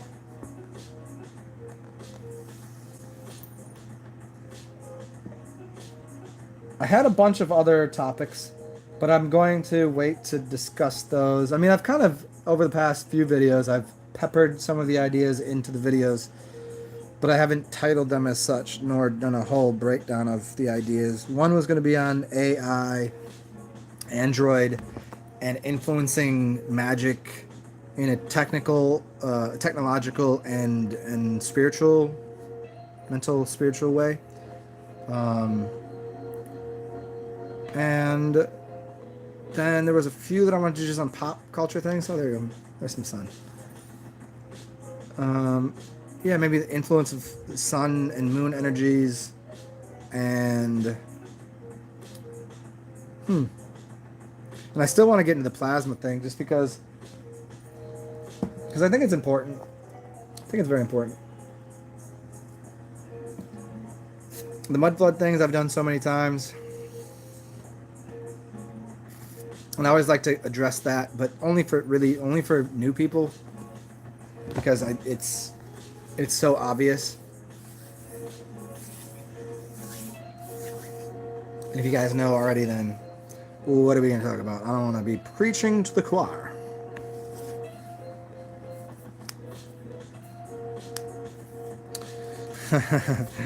And you know what's funny, Leo? I was meditating on that question and that idea for the past few days because of a question someone asked me, and because I was thinking about secret society means a society that has secrets. It doesn't mean the society itself is secret. You know the society exists of Freemasons and Illuminati diaboli, intrepidi. Well, maybe not diaboli and intrepidi, but they exist. It would be just quick research. And you know these things exist. And you know there's networks of things that they just don't publicize or make as, it's a more underground. But secret society isn't necessarily secret. And I was meditating on the word secret and sacred and secrete and sacrum and all of this. And somebody had asked me something about, like, if I was given a lot of money, how would I change my life? What would I do different? Would I feel different? And then I was getting, because I've always considered these, because I see different types of societies. I move around like I do. I know the people that are spray painting the buildings right there at 6 o'clock and, or like at 4 o'clock in the morning. And I know the people running the business. You know what I mean? And I know how it works. The people in the banking institution and, give that all. I get how the whole thing is. And yeah, I mean, it's for me, it's always only a matter of, I have to ride with the complete idea, the ideas of there can't be anything that's out of line with what my beliefs are, because I wouldn't be, because one, all for one and one for all, right? As well, it should be, but there has to be some sort of autonomy for me in general, because I need to have my own being and my own beliefs and thoughts. And if I change something that I think, that has to be acceptable. It has to be core foundation of beliefs. Like, these things are important. And when does, it's always that movie, what's more important, to never kill anybody or family or this or that? And you get into all these kind of things. Like, what's the most important? El familia. Or is it would you kill one person to save 1,000, even if that one all of those kind of weird questions that go into things. They're so instantaneous and in the moment that you can't really, there's a lot of unknowables. So I go through all of that. It kind of gets into this thing. And then if you claim legion to a team, if the team has an against, then I like football. I don't like football teams. I love soccer. I don't love soccer teams. I love people that see, when I used to watch basketball, I didn't really like teams, because I knew that next season my favorite players might play for a different team. Do I have to support the New York Knicks because now they have 5 different players? What if the New York Knicks swap players from the Denver Nuggets? And I've always hated everybody that was on the Nuggets, but they swap players. And actually, this has happened. Do I like the jersey that says New York Knicks, or do I like the players on the team? J.R. Smith, Carmelo Anthony, blah, blah, blah. They go to New York. So do I like New York, or do I like Denver? Do I like the colors, or do I like the players, or I like the ideas? So that there's always a constant morphing in my mind. So would I? Possibly. It depends. It depends. What do I get out of it? End of the day, this is my life, my experience. So like, hey, what do I get out of this? Because I know I'm valuable. I know my worth. So, and as regardless of what you think Dave Chappelle is or where he's been, he said something very important. He said his daddy told him one time, he says, no matter what it is, you have to walk away if it's going to cost you more than it's worth. Because he was when he went to Africa. It's a whole thing. I'm sure that was part of the whole media thing. Offered $100 million, goes to Africa. Okay, it's kind of, we get the whole thing there. But in the sense of, at what cost? I don't know. I would need a blank check and a blank slate and here's some passports, here's a blank fucking go do good for the world. Yes. Then I'm good. But if there's but it must be for the corporate enterprise, and here's what we have in store for the new world, and it's all one union of... Okay, slow down. We're far from that. So yeah, I don't know, man. I guess. But maybe somebody already has. Maybe I already accepted it. Maybe I didn't. Maybe no one has. Maybe I'm not worth it. You know?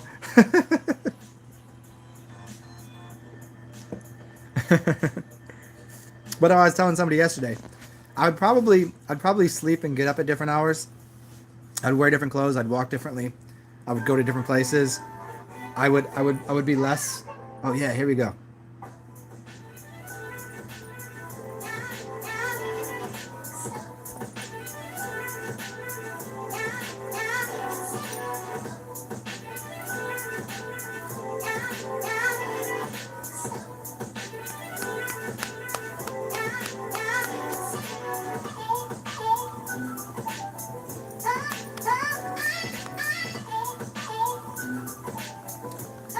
I mean, if you're in one of those secret societies, depends on what the secret is.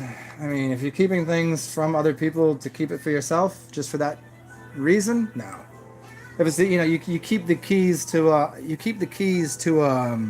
the Ferrari away from the 12-year-old, you do. You teach them how to drive, then give them the keys to the car. Have fun with that shit. Um, but certainly, like, if you get a pathway entry into different things, you act different. If I didn't have to worry about where my next $100 is coming from, I'd have a bigger smile on my face all the time. Things would sound more lovely to me.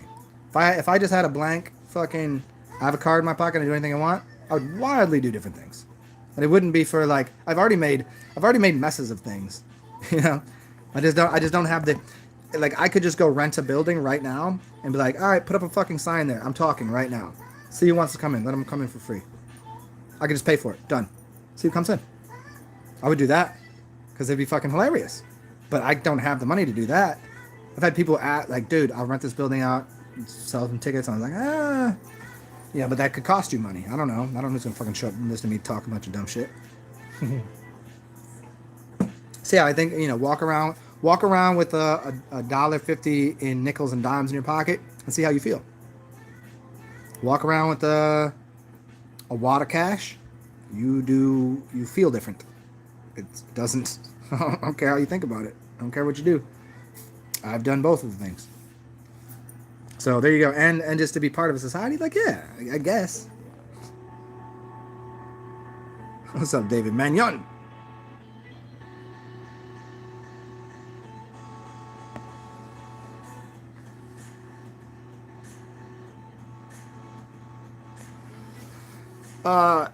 To be a bookish monk, if it meant that, probably not, because I've already been a bookish monk for like 20 years. I mean, I work on a small level in society, and the only reason I go out is because I got a couple bucks and just to fuck around and just dick around with people. But no, to sit in a fucking isolated room, that's a form of, no. I do solitude by myself on my own accord. I don't need to be like, okay, now you're here, here's all the books, but you can never talk. No, I don't like that. Life is about having experiences and interaction with other beings. As humans, we are bound to everyone else. So isolation and that's not peaceful. I mean, it's for a bit. I could see doing that for a bit. I'm cool with that, but then there's got to be a larger thing to do, because we're social creatures by nature. I can't imagine any animal, any being want to just like sit there and do monk mode. I've already done that.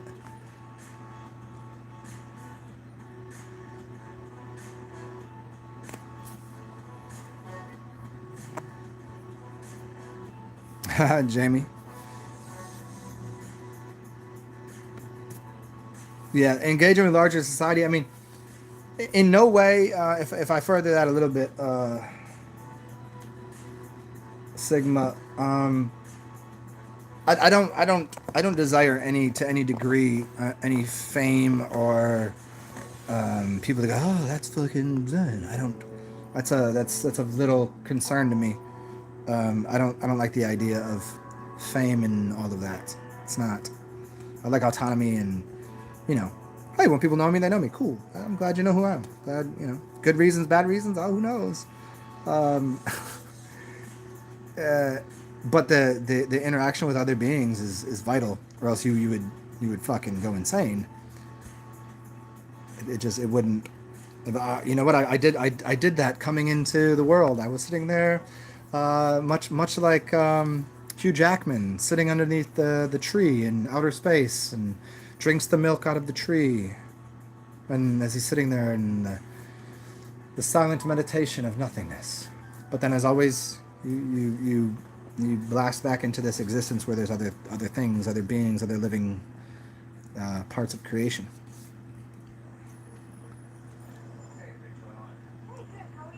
And it would get boring to not have different opinions and different people to influence in better ways, because like most things, like as we all do, like we think our opinions are the best. I just happen to know mine are.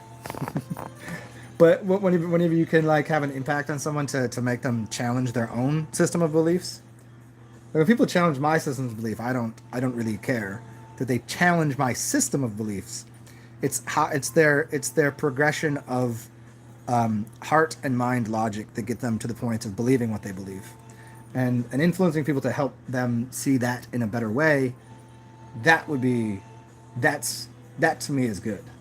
That's what, if there is something good in the world, that's it, because then it helps them detangle the world and see the world for what it is and what they should interact with and what they shouldn't.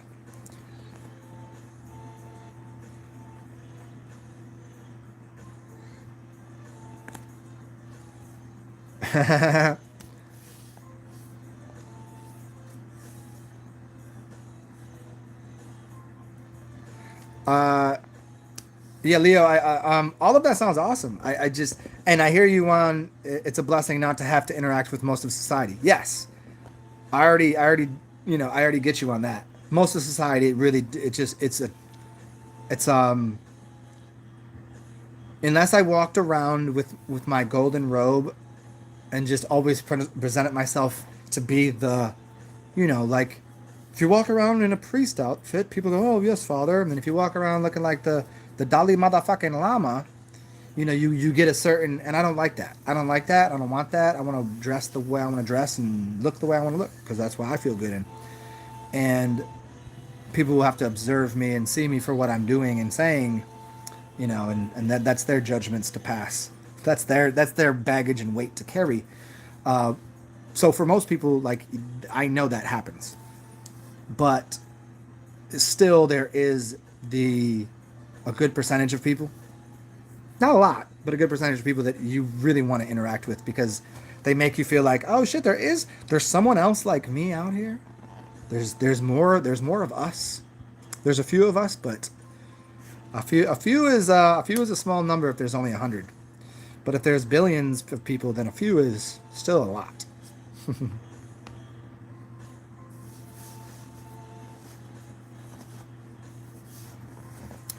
Leo, I don't know, man. You know, I don't know why it has to be one or the other. Why can't it be both? Why can't it be time spent in both things? You know, I like time spent as an introvert, sitting and meditating and staring at the TV, or reading a book, or whatever, just being to self. I don't want to be around people.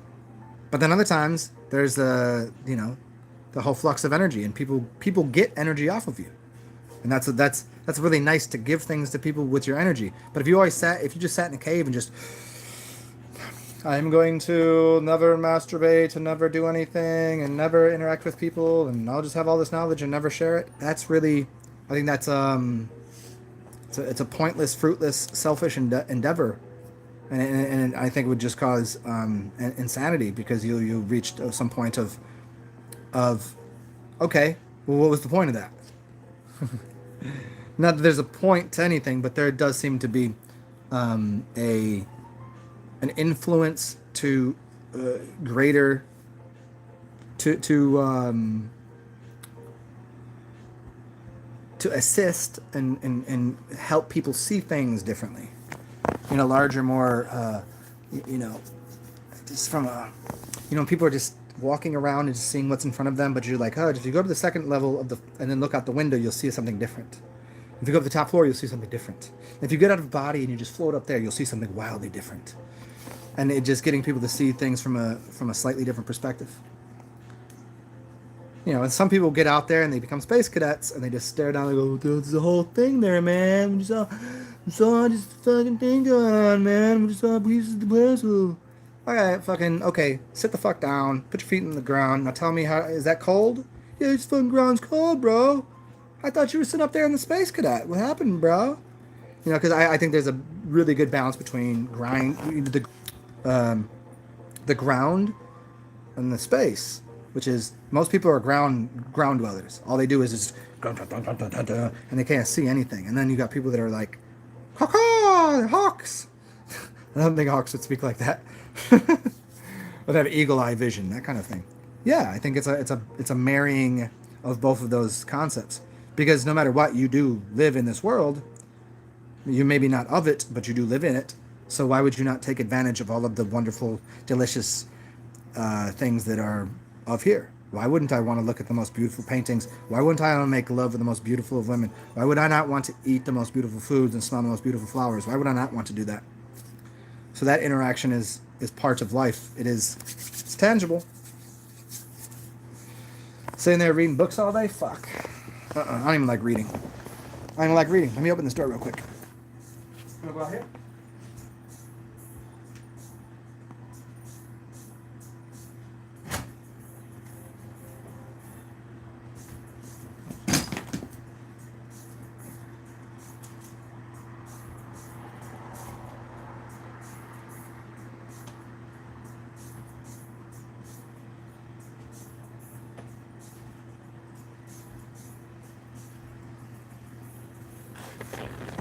All right. Well, let's move on from this.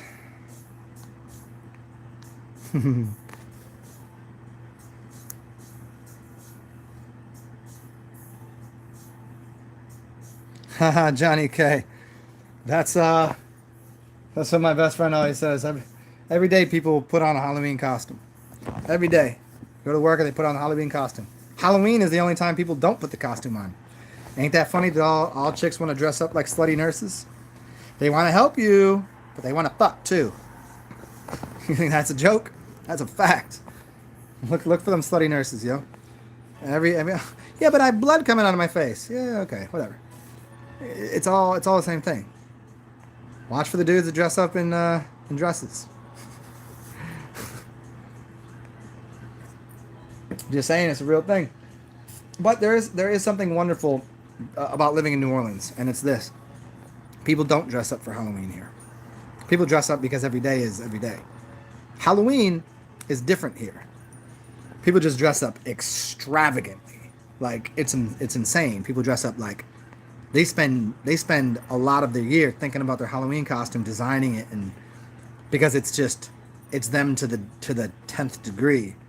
But every day they dress like themselves. I mean, yeah, there's certainly people in offices and, they got their corporate jobs and whatever. But in a general sense, people dress differently down here. It's like, it's what they look like.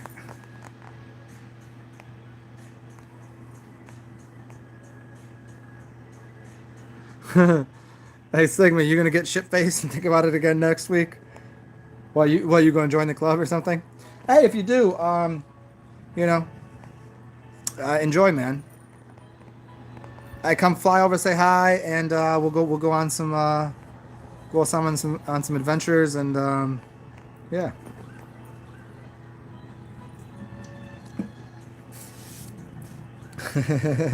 I'll be your plus one. It's like when you go to a barbecue, somebody always got that plus one. Who's this motherfucker? Oh, they good. They're good. All right.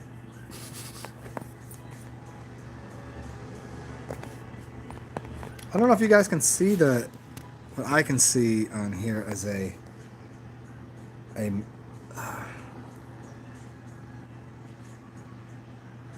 Got a little bit of shadow and a little bit of weird shit going on here. You guys probably can't see it, but oh.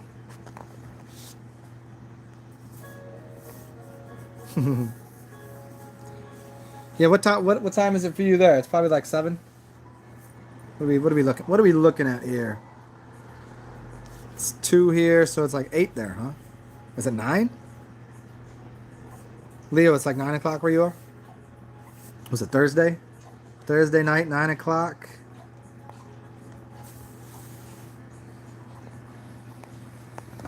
Might have to close this door now. Because it's really, the angle of the light is really fucking up if I can read you. That's why I have to keep doing this to read that shit. See what Meaty does.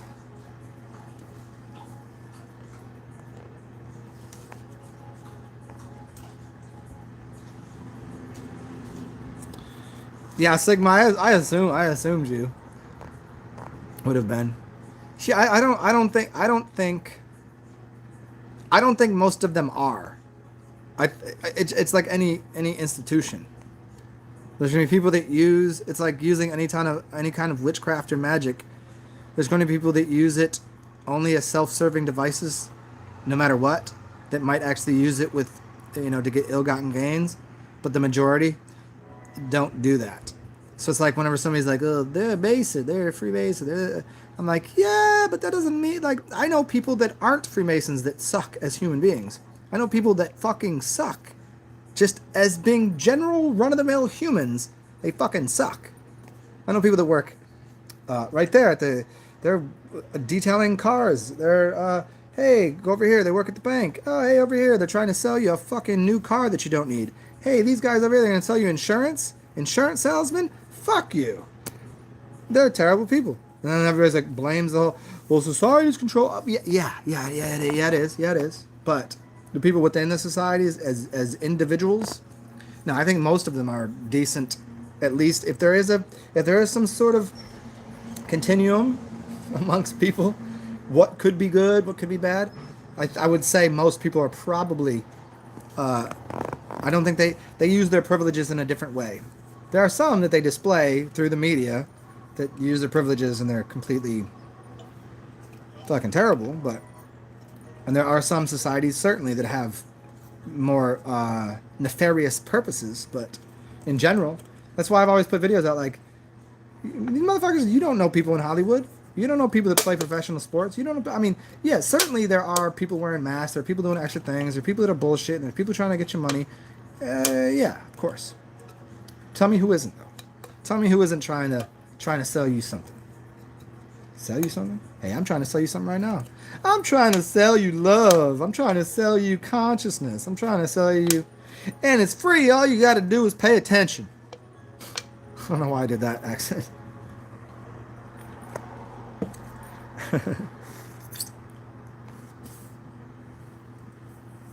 David Mannion.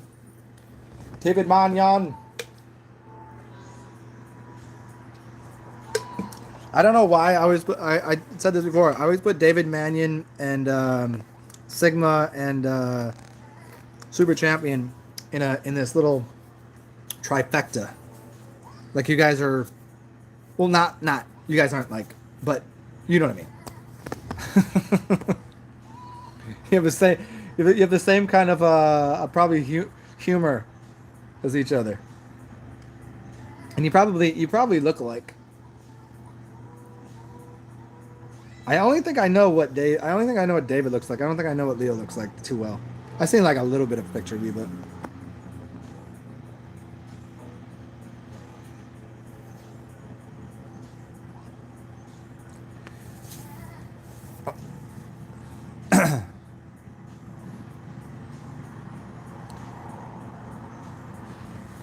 So you put your bike folded up, put it in your backpack, and climb the side of a cliff?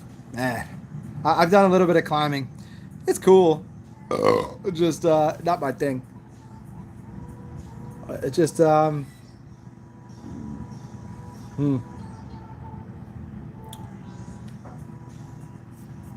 don't mind skiing. I don't mind taking the lift up and skiing down a mountain.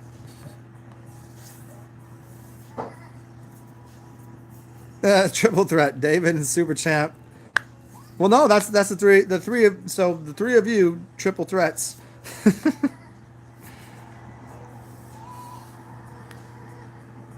Handsome and talented. Uh oh, here we have Leo with some self-deprecating humor. Where did that come from? Self-deprecation is not one of your strong suits, man.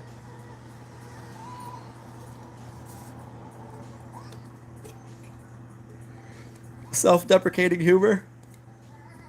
It's it's left to the professionals. What the self-deprecating? Yeah, I mean, I hear you, man. It's because it's good to use to like get rid of some like you too high on your own horse and shit. Self-deprecation is good, but don't do it too often because then you get into a muck. You know, it's like, oh, fucking, woe is me, everything's fucked up. I'm such a dork. I'm such a loser. Damn, arguing in the shower with that person that I was saying something to the other day, and I lost that argument, and I was in the line at McDonald's, and I should have said this, and then they said this, and then, fuck, you know, fucking, yeah, don't get stuck in that. That's the muck. You got a face for nighttime radio. Oh, but you got a face for radio, baby. Yeah, it's funny. I was video definitely killed the radio star. Remember that group? Video killed the radio star. Really great group, by the way. I remember from like 10 years ago. And I remember watching a couple videos recently, and I was listening to it, and I was like, yeah, these people fucking bang. And I watched it, and I was like, oh no, it I couldn't watch it anymore. They just didn't look the part. It just was really off. It changed the sound of the music. Never heard of the Buggles.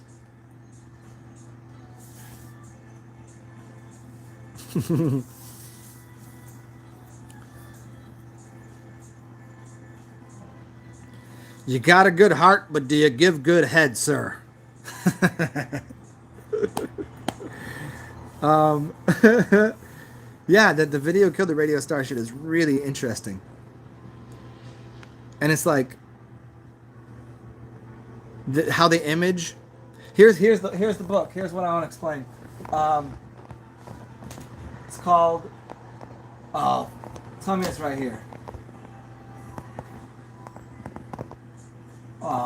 What have I done with it? It's called The Alphabet and the Goddess, and it's how the image. It's the battle between the image and the what's the title of it? Let me explain it to you. It's like some people have shows and their content is garbage, but their whole thing is like a hoopla and ba da da da da da da juggling fucking do do do do do do do, and it's all fancy and made up, and it's just shit content. But everybody pays attention. They're like, oh, look at the image. It's so the illusion. But then people out here, they just put the camera on them, and some people don't even put themselves on camera, and they have something good to say, but no one wants to sit there and listen, pay attention, and imagine what they're saying has any value. So there's this really interesting dynamic between back in the day, you used to get to read a book and you didn't know what the author looked like. You just read the book. And then you get the radio. Didn't know what was going on there. Just heard a voice. Sound good? Good. Then all of a sudden we digitalized that. And all of a sudden we started putting, here we go now, marketing. Okay, let's market everything. Look at that's the best looking thing we can put together. That looks good. Rectilinear. Here we go. Design all this shit out. Digitize everything. And it's, what is that? What are they telling you? Are they selling you the image of something which is unobtainable, or are they selling you what is that? So yeah, the image of the video and killing the radio star. I watched something and I was just like, I cannot believe that those people are singing that. I've seen some people that I'm like, okay, I can't believe they're singing that, and I still listened. Because I can over, whatever. I don't care what you look like. I've listened to plenty of people that don't look the part. But it was so off. that I couldn't listen to it anymore. It changed the sound. Hey, how about you take your tongue out of your butthole and stick it somewhere else? Yeah, there you go. Put it in your mouth. Lick your butt all you want when I'm not here.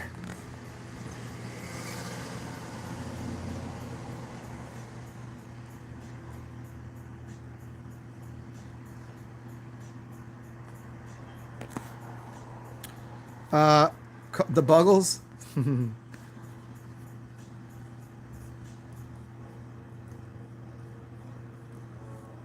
Walking on sunshine. Walking on sunshine. Hey, hey, hey. Huh. That's interesting. We were talking about. I think that's the name of the first movie that. Let's see if I can find this movie here. I think that's the first movie that Morgan Freeman did. Something about Can I Not Walk on Some Sunshine? After he was done playing the role as Jimi Hendrix. It's so funny. Let me see. Let me see here.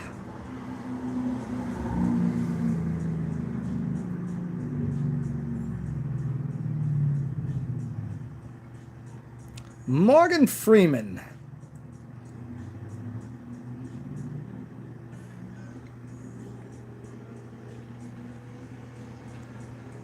Let's find out his first movie. Oh, here we go. List of movies. And where are they? Come on, IMDb. Oh, there's the filmography. First movie that he was in was after he was done being... Oh, it says who says I can't ride a rainbow. Anyways, I was wrong. Who says I can't ride a rainbow? Not Who's Walking on Sunshine. Close. Rainbow, sunshine, all that shit. I think it was sunshine and rainbows, huh?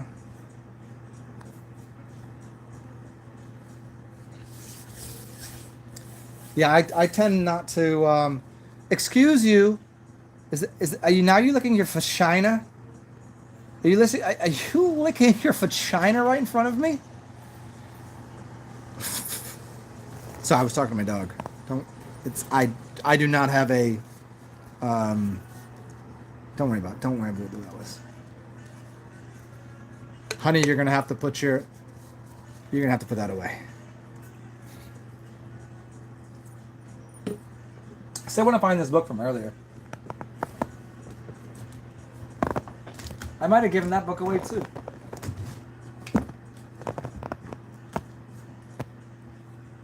Yeah. The Alphabet and the Goddess. There you go.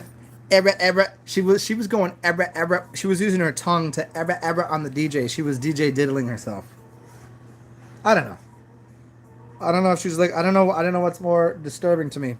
She was licking her cunt or her butt. Could have been both. She could have been just going back and forth, right up through the taint. Hey, if you want to do that, just go in the other room. You know, I'm trying to make a show here. Like, it's not in rhythm.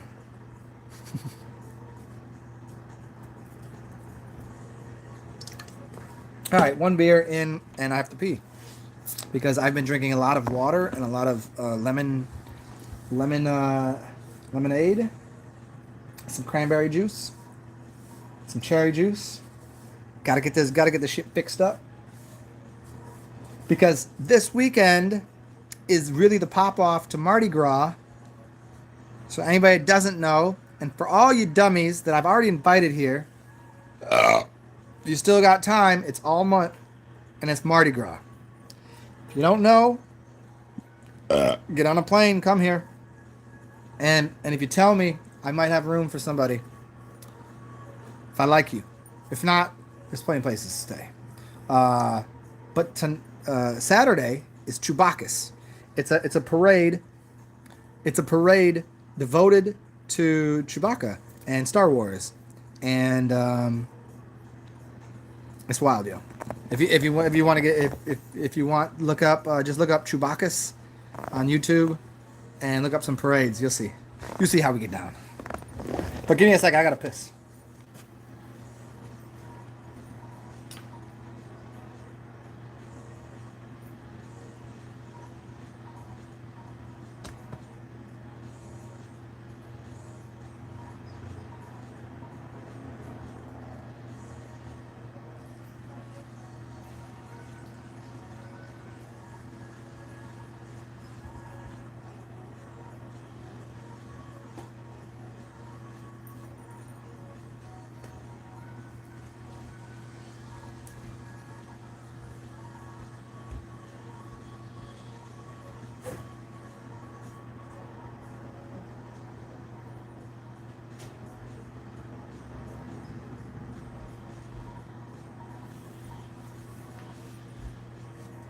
All right. We'll crack beer number 2 for the day.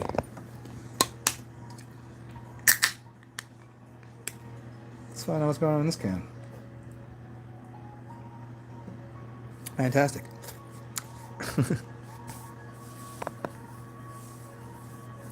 Johnny K, will I stream live? Maybe. If I can get there. I mean, it's Saturday, so like I said, my knee is a little fucked up right now. I don't know how much I'm even want to walk around. And if I go to this, it's kind of it's a little bit of a hike, and there's no driving. You can't drive. You can't take cabs. It's like shutting streets down, most of the city. So if my knee is in a better shape, which hopefully it will be. It's Thursday. Let me see. Within 48 hours, if I can get my knee to be functioning with me, yeah, we'll go party. We'll do it live. If not, you guys got to wait until the next parade, which is actually way better. And by way better, I just mean it's the most locally kind of. They do everything like political and sexual, and like there's like nudity and politics, and it's goofy. Just naked people getting drunk, running through the streets with costumes on.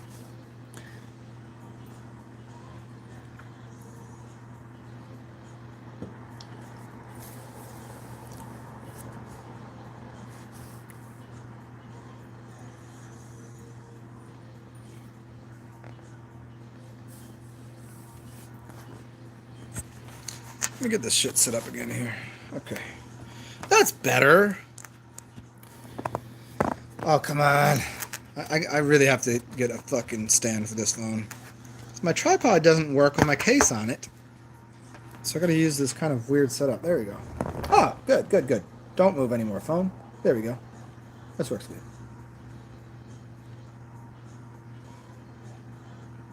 Big win for the day. The dog is done munching cooch.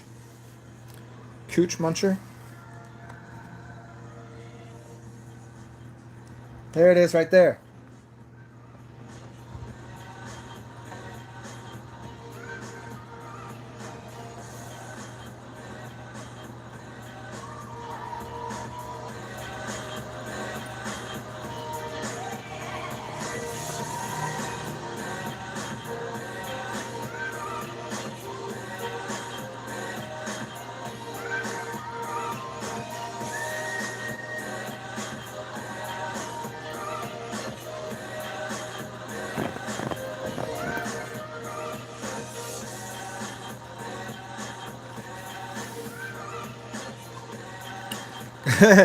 Could I? If it had to be done, sure, I could figure it out. Yeah, that makes sense. I mean, I could figure it out. Just like, I mean, I have I have a stand, but I have to take it out of the case because the stand it's weird because the case is a foldable one, so I can put shit in the other side. So I kind of used it. The case is it's a stand-up case, so I can do this, but I have to set it up where I'm sitting between my djembe and my chair. It's kind of like a funky little thing, and I don't know where I would attach the stand. Yeah, a mini hammock. I took my hammock out the other day, man, but I couldn't get up to. Oh, you guys, maybe you guys want to watch a building implode. Maybe I can do that. They're supposed to do it before the end of the month. I'm gonna ask about this. So there was this major catastrophe in New Orleans where the Hard Rock Cafe, they were building a hotel, and something broke. The thing that was supposed to be like pulling things to the roof, one of those big cranes, it broke. And then they went to go fix it, like to take it down, and while doing that, more shit broke. They couldn't figure out how to do it, so they just left it there. And it's been sitting there in the middle of the city for 3 months. Like, no, this is, when I say the middle of the city, I mean like to go this major route that you would take to go north on the streetcar or to go the other way, it's blocked off because and they just left it there because they were trying to figure out who they should sue. Is it the people building it? Is it the people? So they just left it there. But they finally figured it out, I guess. And so now they're going to implode the building. So this should be fun. We'll go to watch. I'll go film that. That could be cool. And it's so funny because my friend lives right there, literally right there, like one block from where this happened. And so yeah, it's like an inconvenience to get there because I can't take the streetcar where I want to take it. A mini hammock for my phone so it can take a little Saturday afternoon nap.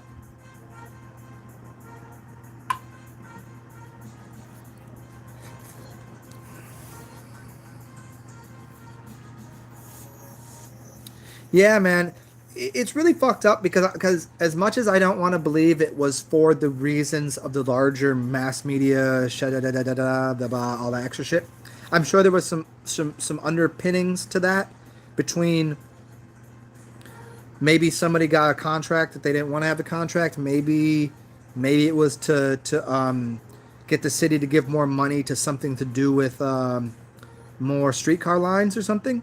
It could have been a bunch of things, and I get why. I mean, I get that. But the fact that they just left it sit there, like I could see if they let it sit there for a couple of weeks, if it was in a small area, but it's literally in the middle of the city and it's there for 3 months, and it's not only just sitting there, but it's sitting there still broken where it looks like it could fall. Like, just leave it there. So they just blocked everything off. It's all just blocked off. So it's affecting like 40 or 50 or 60 different businesses that you can't even get to. So like there's 60 businesses that have been shut down for like 3 months. Because you can't walk there. Not to mention where you can't get to because the streetcar lines, you'd have to go all around. So it's affecting like hundreds of businesses right in that little area. Was it the Hard Rock Hotel did it on purpose because they wanted to buy some of that property and some of these businesses will go out of business? Hey, I don't want to think too deep on that, but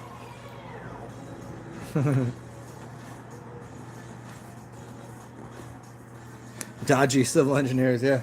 And why do they call them civil engineers? What are they engineering? Civilians? Yeah, they've been running the old ones in. This was a new one they were building though. So they said that like the reason it broke was, I don't know, they weren't putting it together right. I don't know. I don't think so. I don't think you can be putting things together that big and not have everything 100 times over completely secure. That's not. And for two mistakes to happen, first the thing breaks, and then when they're trying to get it taken down, it breaks again, like everything else breaks. That doesn't seem plausible. And then not just to knock the whole fucking thing down immediately, or to, because again, the rest of the building, there wasn't a problem with that. There's a problem with one aspect of it apparently. Why wouldn't they just take that part down and clean up and rebuild? Nothing else happened. Yeah, who knows? Or maybe the person, maybe whoever owned the land doesn't want. Maybe they want somebody else to. Maybe Hard Rock shouldn't be there. I don't know. I mean, I hate the idea there's a Hard Rock hotel going up there. This city doesn't like.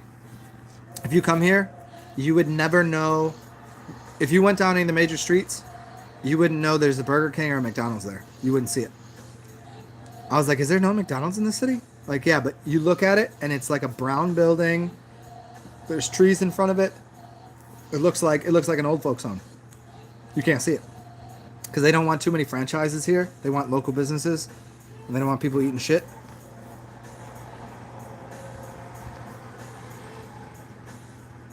Yeah, yeah, I hear you on that, man. One link, yeah, you only as strong as the weakest link, huh? Yeah, that's for sure.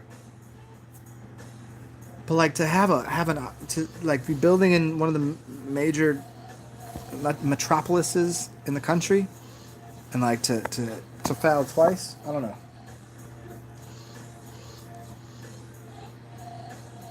Oh well. Well, so there you go, guys. We'll maybe I'll take you out in an explosion of a building.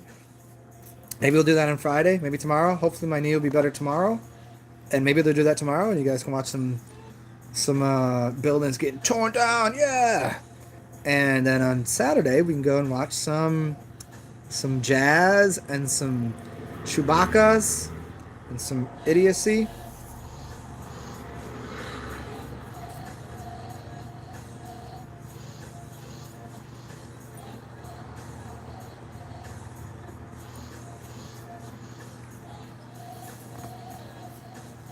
So, out of you people here that are within arm's reach of a keyboard, feel free to direct this conversation in a different direction. Whatever you guys want to get into, we can continue on with the,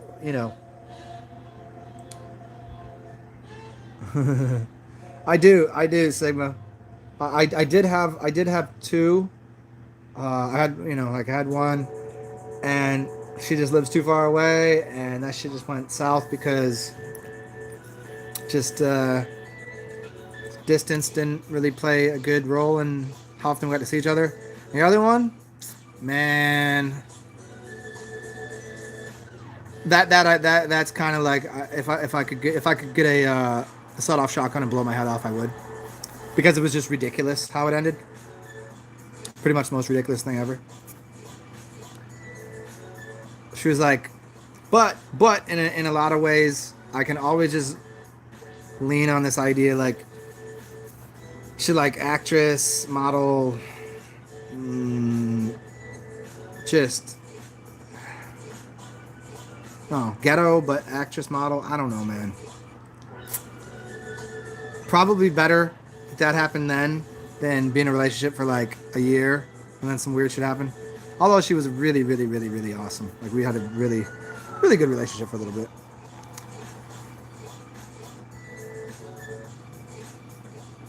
I do.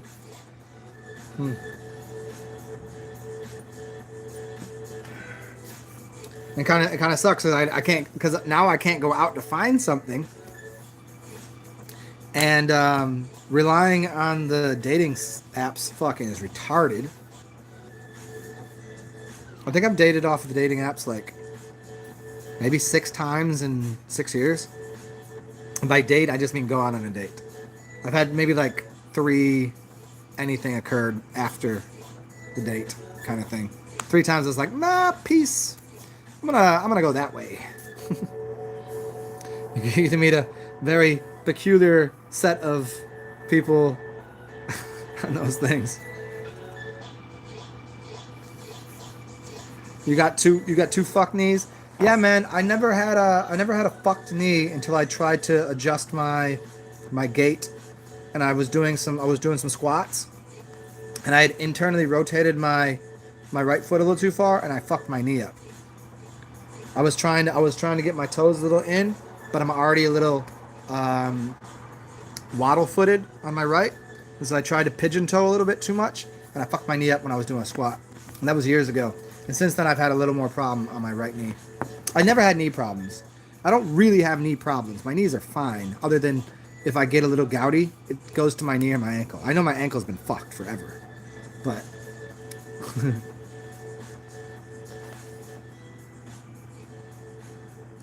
You met a bipolar stripper on Tinder?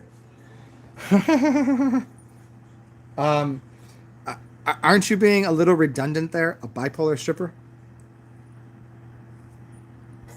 Do you mean a bipolar transvestite stripper? Would there be a quadruple entendre? That's a good one. I like that. That's gonna be opening my comedy set. A bipolar transvestite stripper. Quadruple entendre. Is that making sense to anyone there? No?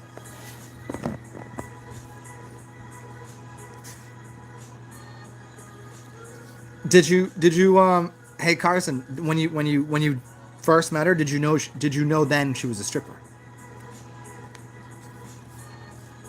And do you mean full on stripper plus extras in the back, or stripper just like strip at a clean classy club and then go home?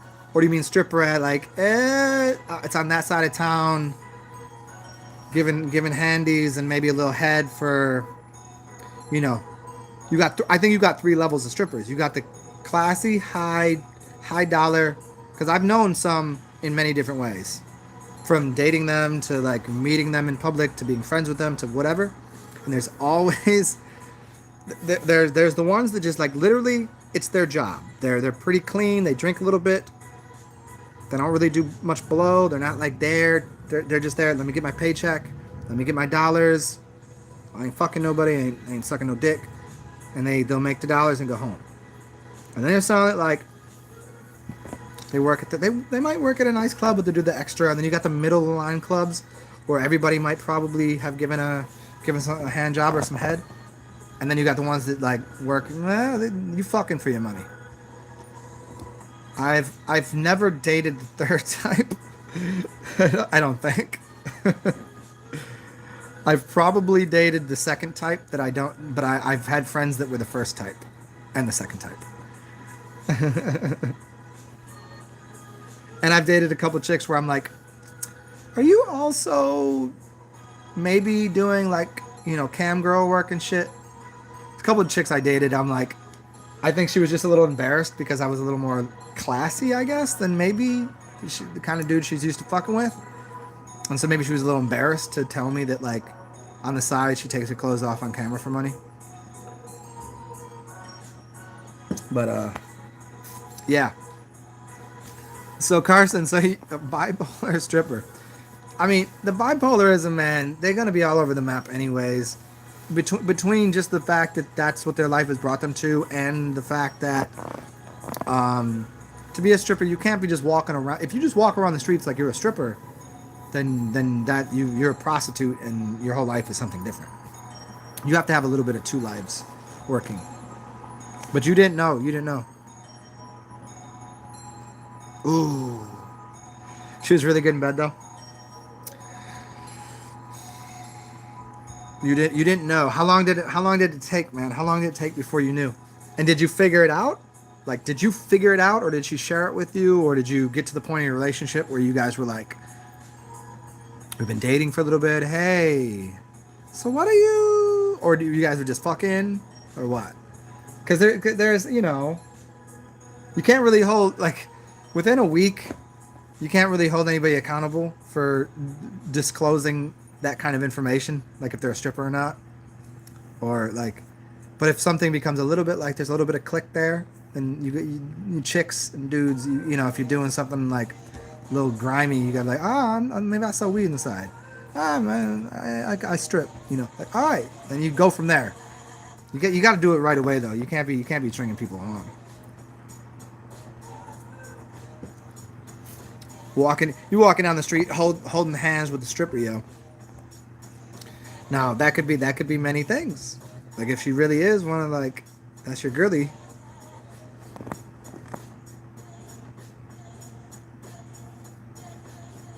You was like, okay, or like, bye, okay.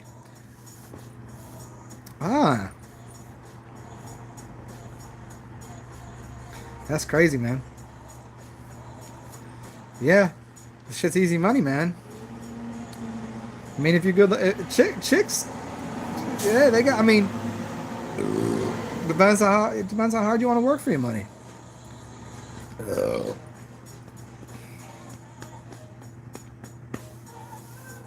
Mm-hmm. I don't know, man. Strippers, man. That you have. You got to divide people into three groups always. Even within every, you got people that are just they're using it as a tool. Ones that are that's life. You know, like the lifetime waitress. And you got the ones that are just like scum of the buckets.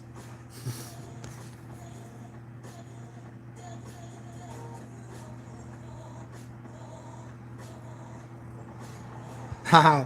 She was going to college, needed the money. I hear you.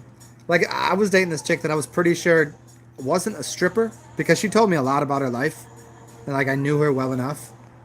But I'm pretty sure she was a cam girl. Like, click on one of your fucking chicks taking their clothes off and you give them tokens, whatever. I'm pretty sure she did that. I never asked her outright. I probably should have, because we're just always having fun and just always doing shit. So it never got that deep into the conversation. Like, so beyond working at and going to college, what's your income? How are you? I never got to that because I'm not a questioner. I'm not like that. But yeah, with the stripping thing, that's tough, man. Especially depends on where you live, and I think that's very important too. If you live somewhere that the stripping industry is, some places burlesque, strippy, which is kind of clean, and then there's some places no. Do not do that, because that girl will definitely be fucking somebody on the side for an extra hundy. If she does, she'll spend 90 of those dollars. Like if you were dating her and she fucked somebody for $100 or something, if she's that cheap, I don't know, maybe 500, depends. She would spend most of that money and buy you a gift. That's I have a friend who dates a stripper. Like, and he's just one that doesn't really care. He's just like, because he's a good looking dude. He could fuck anything that he wants. And he's dating this chick, and she always got dough, like super dough. They just whatever. She's like, that's her job. That's what she does. I don't care. And she'll always buy him like the extra dough is like, oh, cool. It's like pimpy hoe shit. Ooh, okay. Well, there you go. Then there you go. Yeah, the meth there. Okay, there you go, Carson. We've established everything we need to know here. There we go. We've established it all. Snorting meth is completely off the wall. I have on accident, I think, probably done that substance once, and it is not good. It's not good for anyone. No, you made a correct decision there. There's no way that you can ever have anything valuable with anybody that does methamphetamine.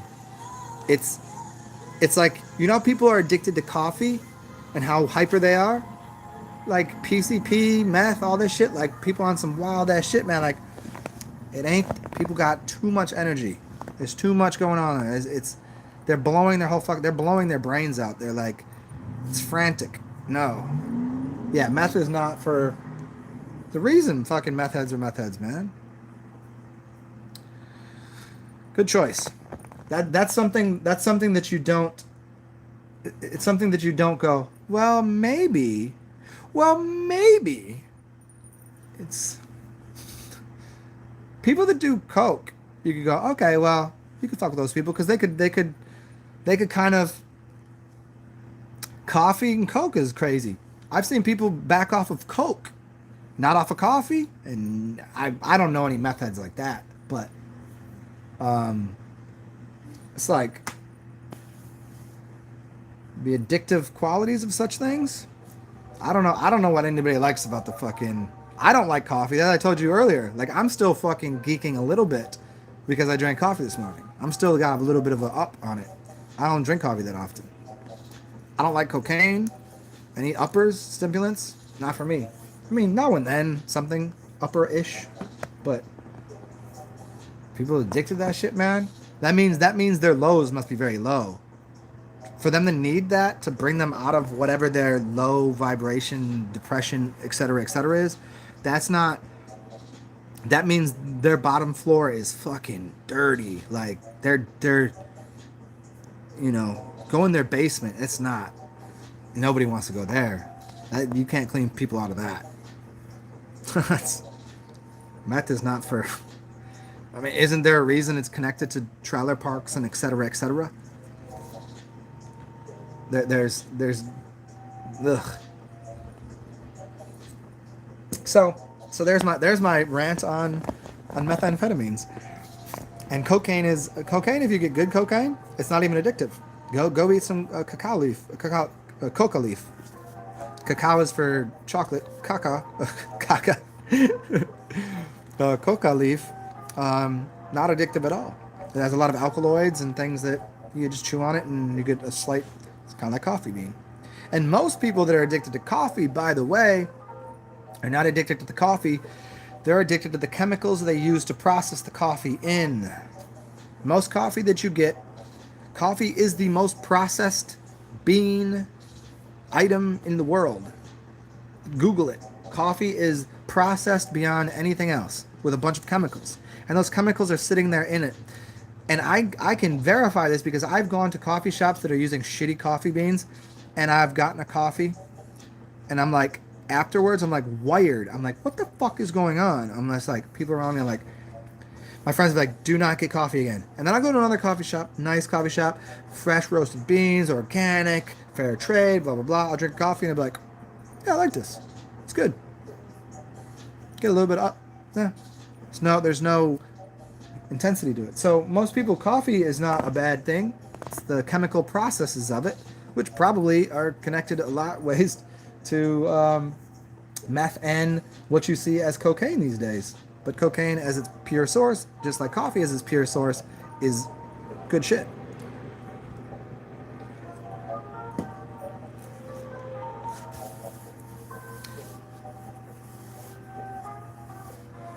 Yeah, Starbucks, I don't trust Starbucks too much, man. Although I do have some Starbucks sitting right there. I mean, the coffee from Starbucks could be pushing something. If it's giving you a skin rash, it could be pushing something out of your. Well, I guess liver. I guess it could be doing something and trying to get something out of your blood, just because of the whatever chemicals they use, or it could be it could just be that. It could be something chemical altered in Starbucks. I don't prefer Starbucks by any means. And like I said, I've got Starbucks that I drank like half of a cup. And that was at 9 o'clock this morning, and it's 1:30. And I'm still pretty good from drinking it. Guys, you guys, give me a Starbucks. Starbucks. So funny to me.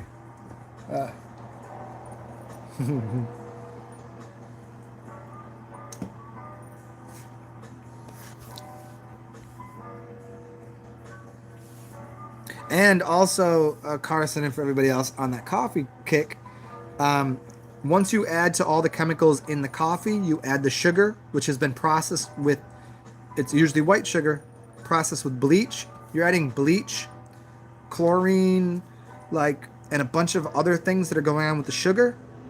Again, sugar's not bad, and organic coffee's not bad. But white sugar that's been processed and beans that have been processed, you're adding so many chemicals to your system that they're wildly two different experiences. If you take one coffee with white sugar and chemically processed beans, and one organic free trade, blah, blah, blah, and some sugar in it, and some, there you go. Take those two. And now if you're using milk, use milk that you're getting that's been pasteurized versus here's some whole milk that was not pasteurized or whatever, or some creme. You're going to have two wildly different experiences. Is that normally a thing for you, Leo? Do you normally drink coffee? I took a bunch of days off of drinking beer, and it was funny because that's when this shit happened to my knee, because I was like, all right, let me let me just eat some. Let me just eat some more, and let me. So I filled myself up with a bunch of things that maybe I shouldn't have. A little too much bread, a little too much cheese, a little bit too much of what else did I have? And I really dried myself out because I was eating more, so I was absorbing more of the water out of my system, and it caused my blood to get really thick. And I was like, fuck, I haven't drank any beer to digest the things, and now my blood is all thick. Fuck. So I was like, good riddance to not drinking beer anymore. So now back to just drinking substances, and I'm already feeling better. Weird how that happens. Nah, man, that's because you're addicted, bro.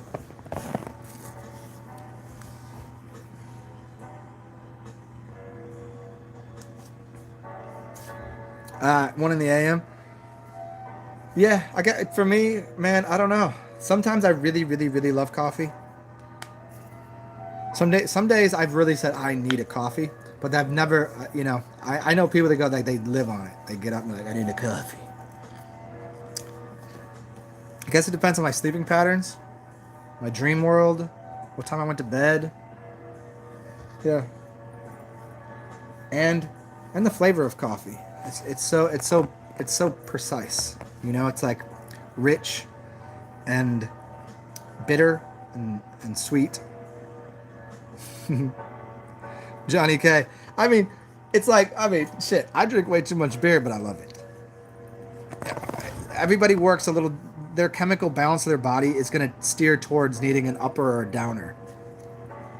Some people need a little caffeine in their system.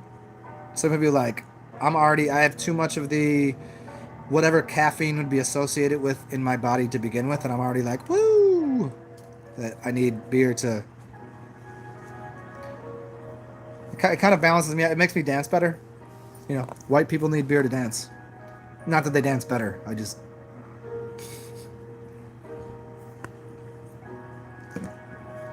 I used to be a backup dancer for Beyonce. Oh man, I gotta pee again. I think it has to do with the coffee too, man. I usually don't have to piss this much. I've only drank another beer and I have to piss already. Give me 1 second, y'all.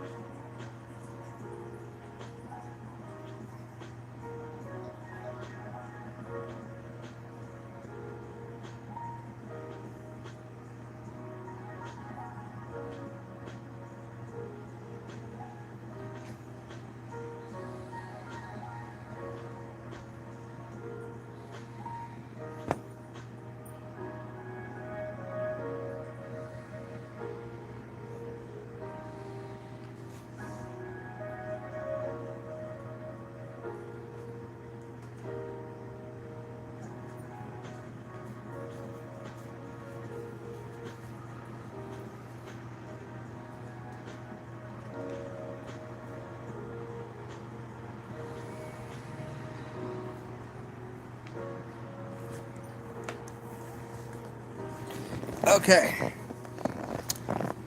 So we're talking about Starbucks, ISIS, right? Uh, is that who she is on there? The moon goddess? The dollars to the stars? How about old lady Liberty? That's a man, right? The Statue of Liberty is a man. Anybody? Anybody? Join us now for this revelation. Everybody just assumed it was a woman because there was a poem written about a woman about the Statue of Liberty. Maybe it was a tranny, I don't know. But if you look at the face, it's pretty obvious. The there really isn't any boobs there. And look at the hair. She doesn't have hair. It's just a little bit in the back here. And men used to have longer hair. It's a dude, and it's connected to another god. And everybody goes, "Oh, Lady Liberty." See how everything is completely backwards. Starting with the number one symbol of New York City, the Isle of Ellis Isle. It's an island, so that's what she owns, that island. That Lady Liberty has nothing to do with the landmass that we live on.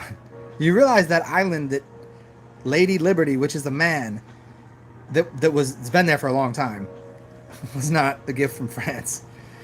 Maybe it was, but it wasn't when they said. That was sitting on top of a star fort that was been there.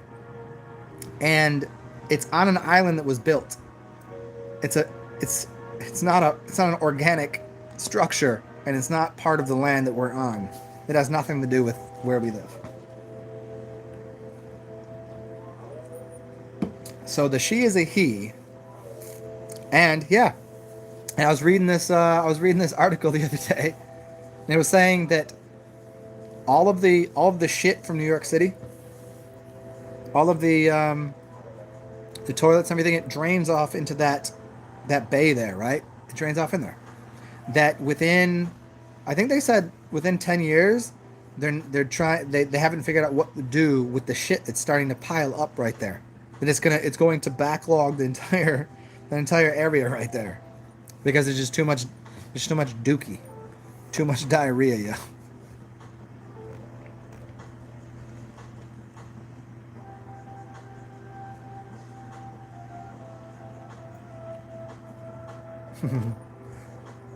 The ganja brownies, yeah, man. Whenever I've over consumed those a couple times. One time I gave Meatwad a little piece, and just a tiny piece, and then my friend gave her a little piece, not knowing that I had. Yo, she slept for like 18 hours, pissed the bed, woke up, was like, "Where am I?"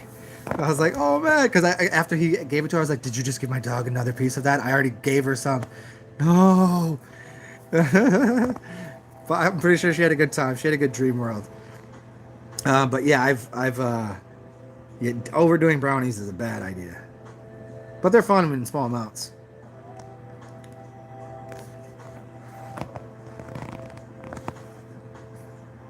David Manning, when drink beer, there is never an issue. It's when I give it up. Yeah. Well, because there's bacteria that you need. There's bacteria that will start to form from other things that you're consuming. So the bacteria, you probably need the lactobacillus. So there's a lot of things that the beer will help digest.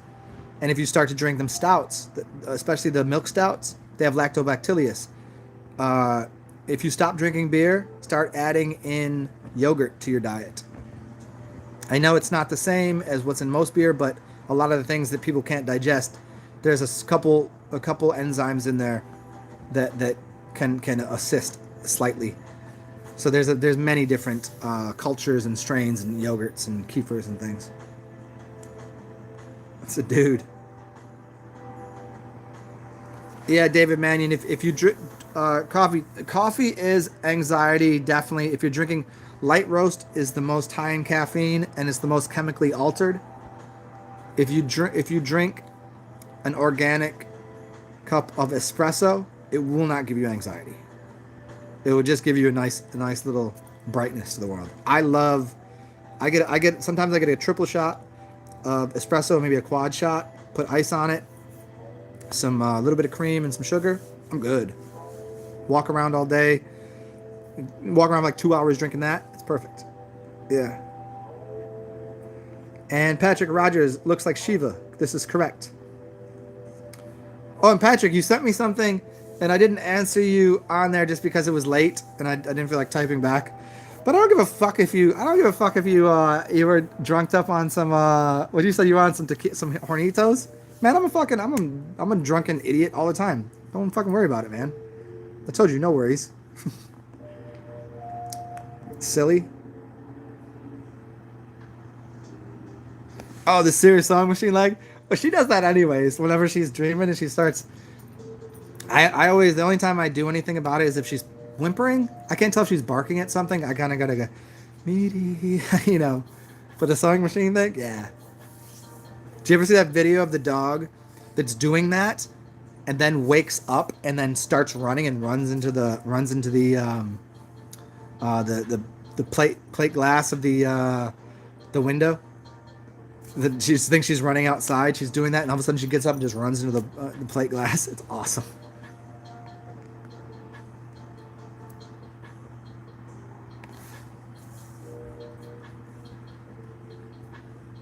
Oh, Carson. Oh, yeah. For me, man, you know, at that point, I guess it's time to overdo it just to pass the fuck out. And as you wake up sort of high. Some dude on the internet, he's a big dude. He's like 20, 21, 22, I don't know.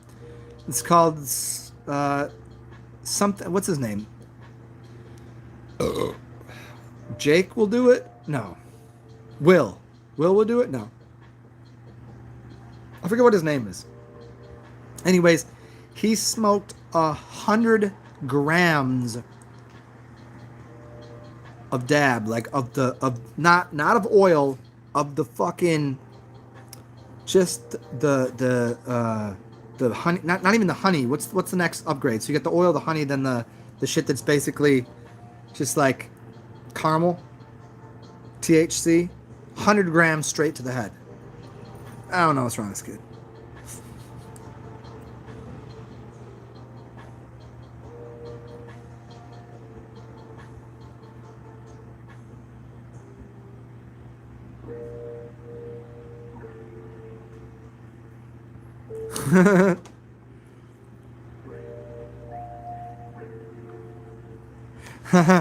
See, there's something else in it, man.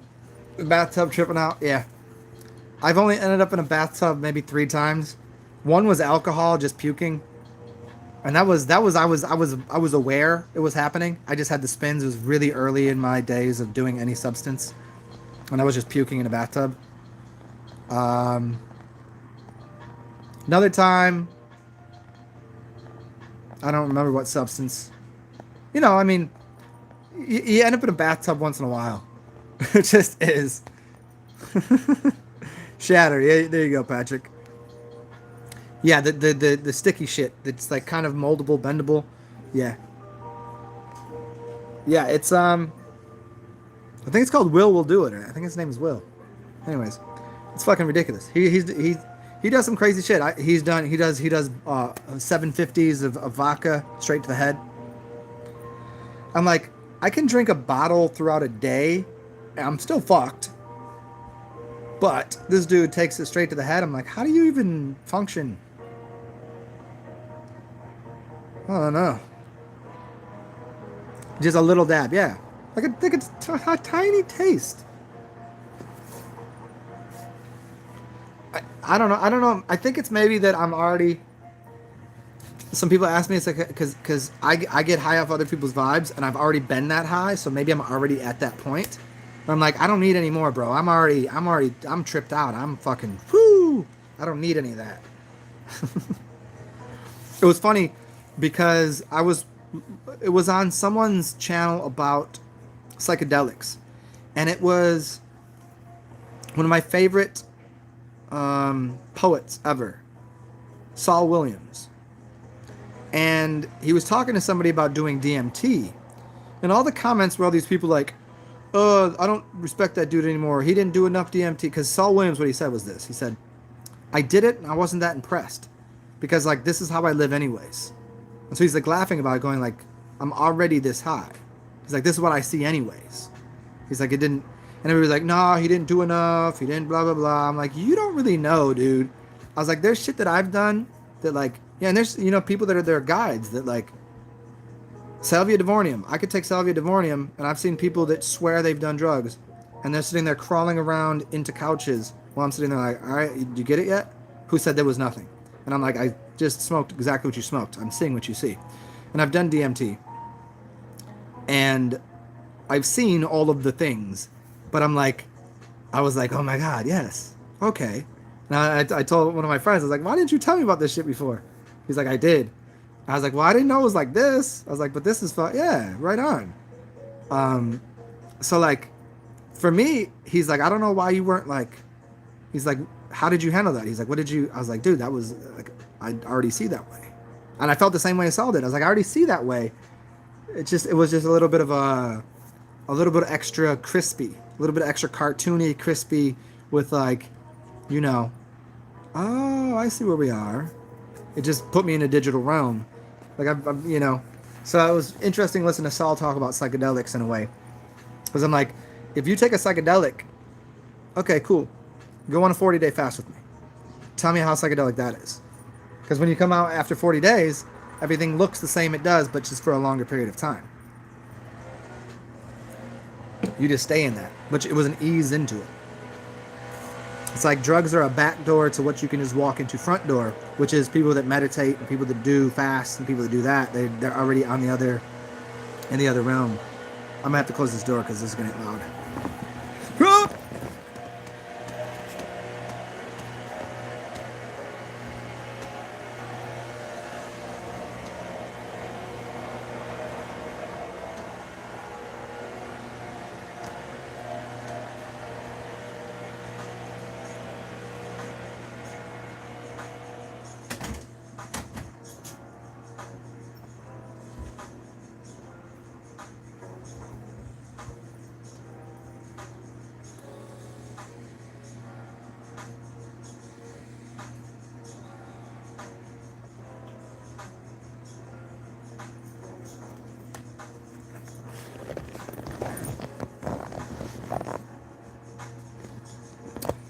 You know, I think I could explain drugs, food, alcohol, psychedelics in a way that people would understand. It's not about getting higher. It's about seeing different. Because there's no drug you get highest on. You don't get higher on doing a brownie than you do from taking LSD versus doing coke versus it's just a separate type of high. It's just different. It's a different direction. You might be up, down, left, right. Who knows? But a lot of people, oh, how high did you get? What's the highest you ever been? Like, I don't know, man. It's just a different direction. So that's all they are. It's just different substances that give you a different. It mutates your perception. And there's some perceptions that people like that they'll stick to. I like my perception of reality the way it is.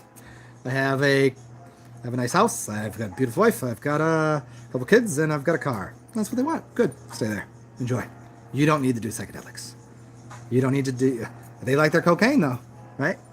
They like that mix. Some people like different cocktails of substances. Some people like to eat bacon. Some people want to be vegan. Some people want, it's just a different set of elements that people are ingesting to get a different perception, different reality presented to them. It's not higher. It's just different. Just a dabble, do you?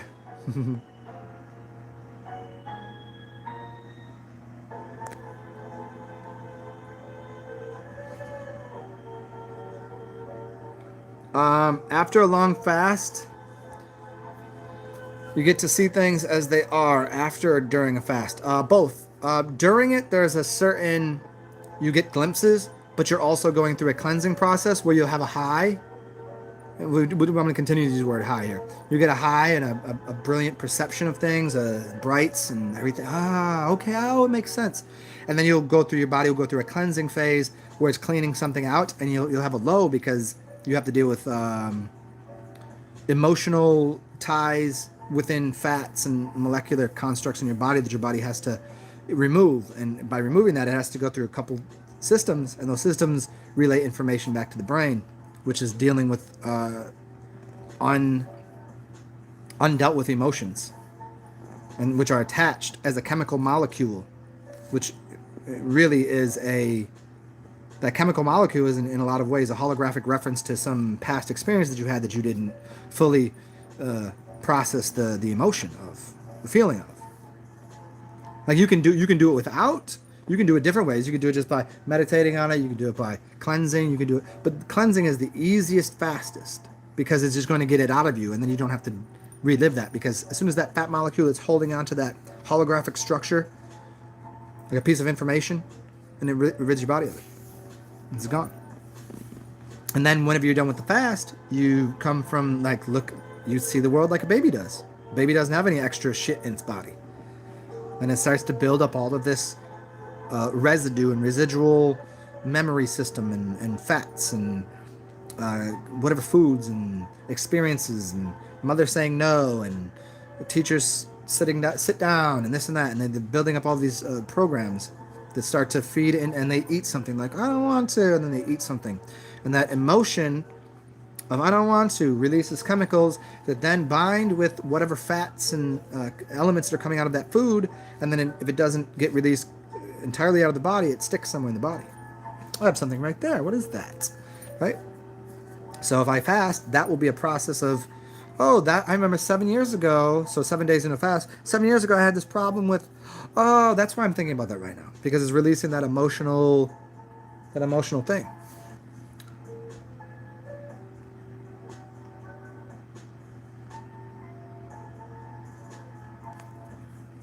The creation codes behind everything. I've had a couple different experiences with the I've seen a couple different layers of color spectrums. I've seen the red and the orange color spectrum, where it's like an overlay, a holographic overlay of the Earth, and that was in a lucid dream. That was in an out of body experience where I could see that. Also, when I was fasting, I think. The creation codes behind things to the way that Savants talked about it, like the full-on ones. No, I can't say that. I know there's levels to it. I know there's levels to like programming what you'll see today. I've done that, but like to be there and aware completely takes a little bit.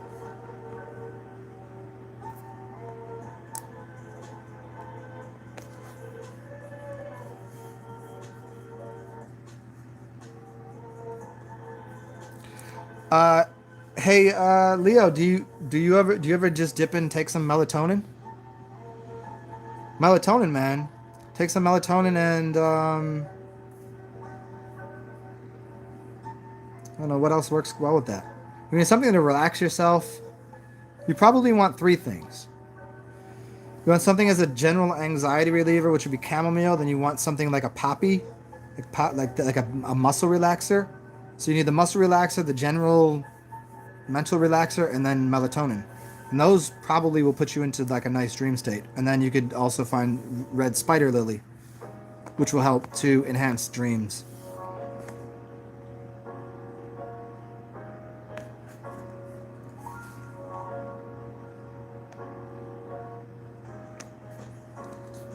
Oh, magnesium too.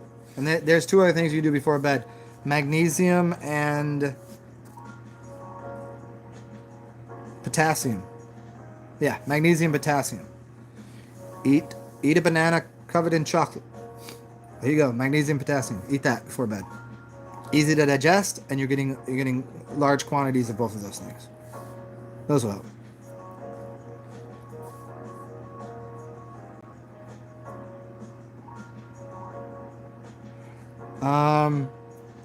The cherries. Cherries are good for a lot of things. I don't know about that. You mean the Marciano cherries? I don't know about the Morello ones. Yeah, banana's got the potassium for sleeping, and the chocolate's got the magnesium.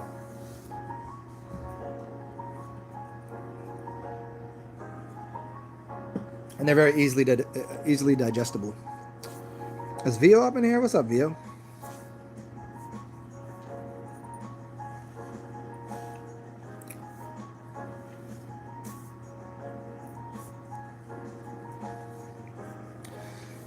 One minute for me to meditate here. Let me get some energy back up here, because the coffee took its toll on me. I might have another sip of coffee. Hold on.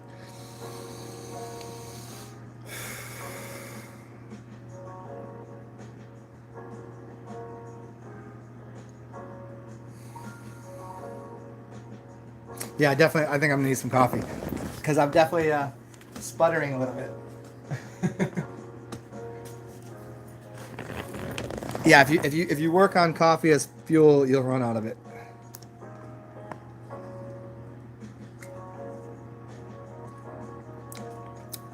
Well, to Starbucks fucking coffee it is.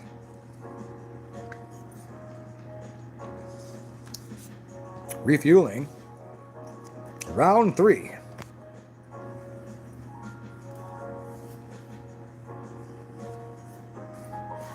Oh, I got 2 more things. 5-HTP.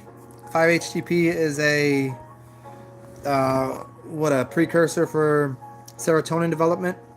And also, I got something in the mail today, but I cannot get it, which kind of pisses me off. And it's nitric oxide. Is that right? Nitric oxide boosters. Which basically opens up veins, and it's usually for people that work out and they want to get vascular. For me, it was mainly just because of the clotty blood and shit. But and see, like these things that I get, like if I get anything that is a supplement, I don't use it as a regular thing. I just use it as like a boost for a second, and then I don't use it. Just to like, if I've beat up on myself a little bit, take these things like 5-HTP, nitric oxide boosting. Then they get the blood moving in your system. Serotonin production, that helps balance things out. Yeah, serotonin, melatonin. There's got to be a good balance there. Magnesium, and so serotonin, melatonin, then magnesium and potassium.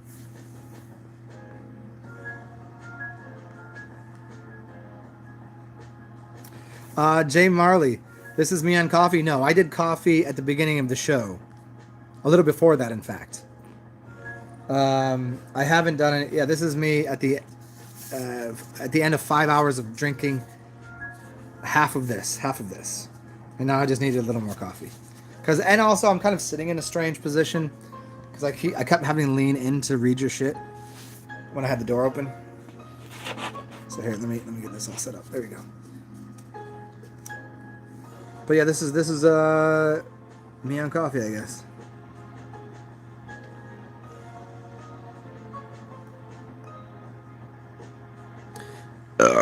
Coffee is blessed. Jah blessed coffee.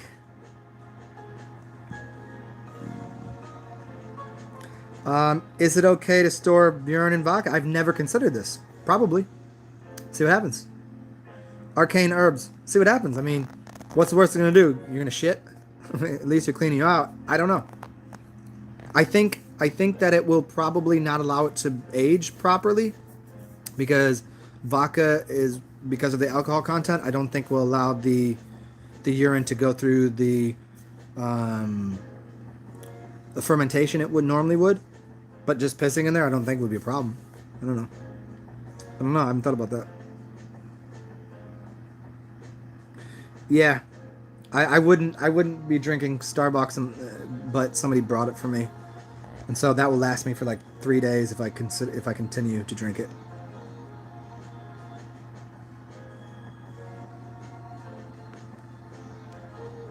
Terps for the thick blood. Yeah, I'm sure. The easiest way to thin blood: ginger, urine, cayenne, alcohol, water. Yeah, liquids.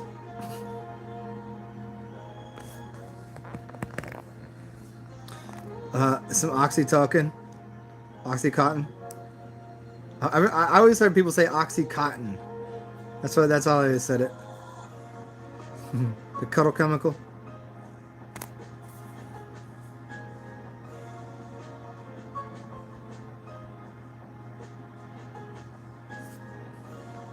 Shane Marley, a bittersweet dream about an ex that did you wrong. Major strain behind the eyes.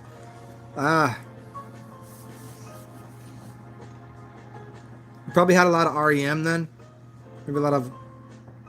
Yeah.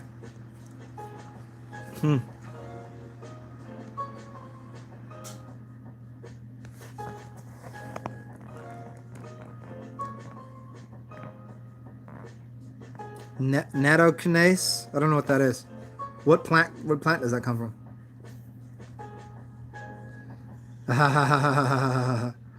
Yeah, man.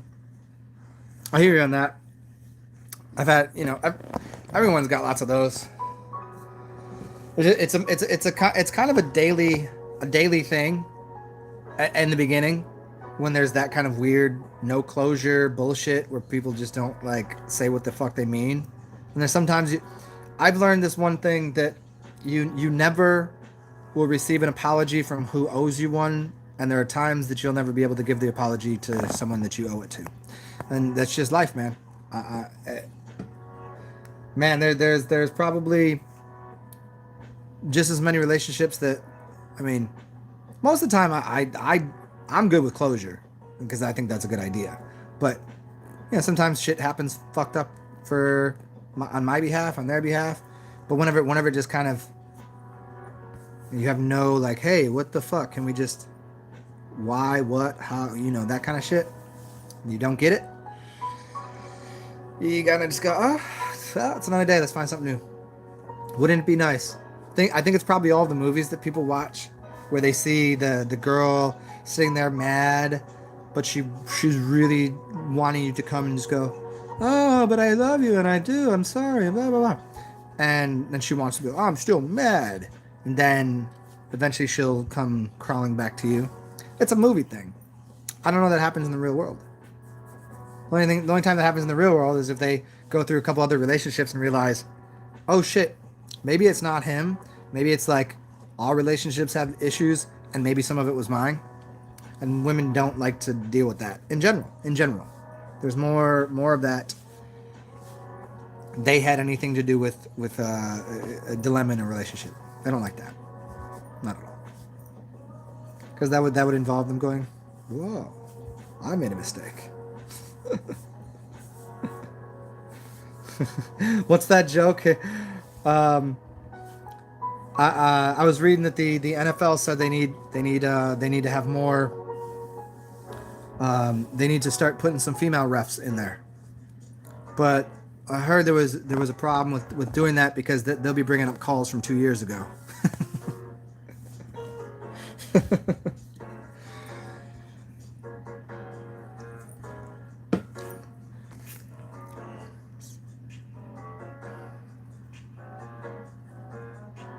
Fermented soy. Okay.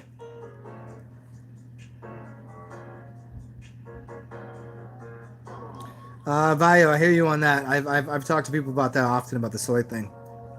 It's because you're not supposed to eat the soybean the way it is. You're supposed to ferment it. You're supposed to, yeah.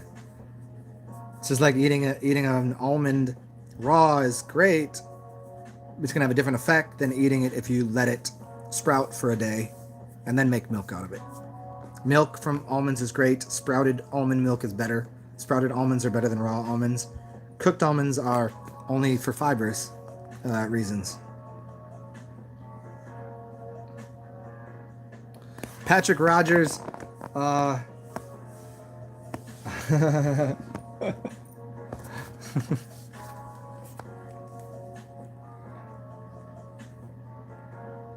on one second, y'all.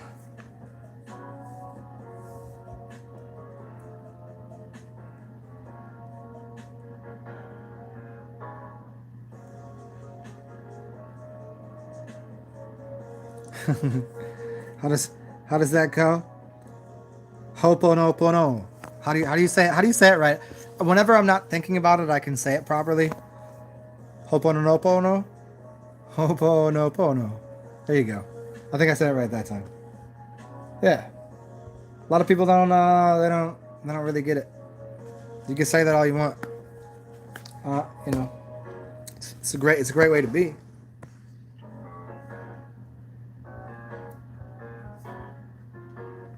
Yeah, the urine speeds up the manifestation. And drinking beer and coffee speeds up how fast you have to piss. I feel like I have a very small bladder right now.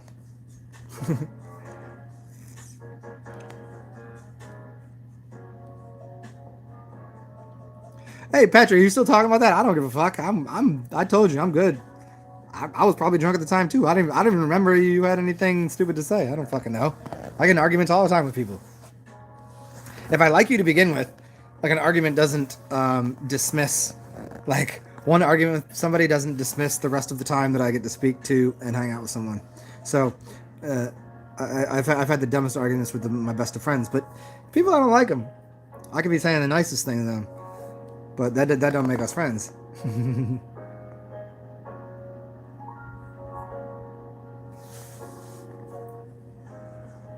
Oh, Patrick. Oh, okay. Oh, I thought you were talking to me because I didn't know where we were in the thing. But yeah. Anyways, but so you get it. Yeah, Jay Marley, that is. Try the Hawaiian thing. Say that a few times. Ho'oponopono. I can't even do it. Ho'oponopono. Ho'oponopono. Ho'oponopono. You got depends your. I can't do it because I got too much caffeine and beer in me. Well, not too much beer, but the caffeine does make my tongue work differently. So speaking of beer, let me throw these 2 cans away, and I'll have beer number 3. And working on hour number 3 of whatever the fuck we're gonna be talking about.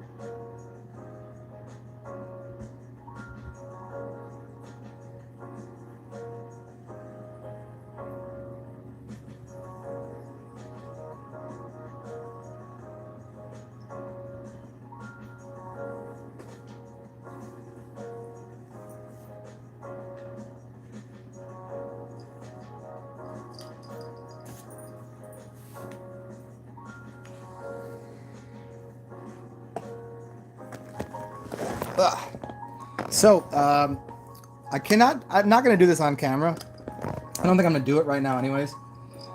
And I'm not going to do it on camera because I don't know what the YouTube bullshit is. Like, I don't know if I can do wet cupping on camera. I don't know. I don't know why I wouldn't be able to. I'm sure I've seen some videos on it. But so, anybody know what a cupping is? These things are only like $20. You get this and a whole package of these. And this can be used as dry cupping. I can do this on camera for sure. Here, let's see if I can do this. There we go.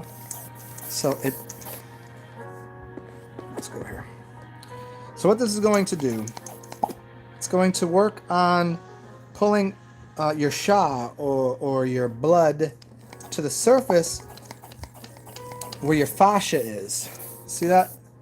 It's going to cause a suction to start pulling blood there, stagnant blood. Now I can just do this, and that's going to allow for all the blood to come to the surface, and it'll give me a slight. It's not a bruise. It's a superficial bruise. It's not a muscle bruise. So it's not injuring you. I could show you something. No, those are already gone. I did this on my leg the other day, and so I did some gua sha tool, some scraping of my skin, which takes your skin, your fascia, and kind of disconnects it from your musculature system and from your skin, and allows free movement and of these different systems here. You've got your skin, your fascia, then your muscles, and it allows them to move differently, like slide, rather than be stuck together with stagnant blood. And what this will do is will cause blood to come to the surface, and all that gooey, sticky, gelatinous blood, you can remove it, and it will then get removed out of the rest of your waist lines. You'll shit it out. It'll come out as sweat. It'll come out as through your lymph system. But if you want it to happen faster, it's the reason why people used to use. You think of like the old Italian. They wear the masks during the 1400s, 1500s, and they would use leeches. And so the leeches would suck blood out of you, but they'd suck bad blood out of you, sucking bad blood.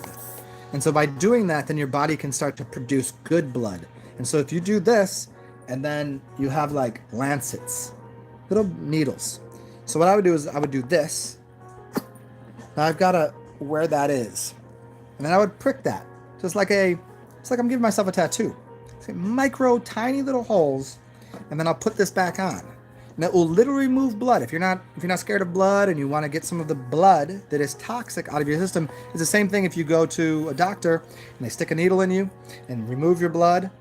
You know, some people get blood transfusions. It's the same thing. The only thing you're doing is you're removing blood that is toxic, and then you start drinking some water, eat some good foods, and then your bone marrow will start to replace and repair all of the good blood into your system.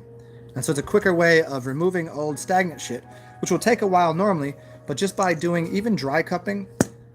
So for like Leo, if your knees are fucked up, it could be your knee is not getting proper blood flow to rebuild cartilage,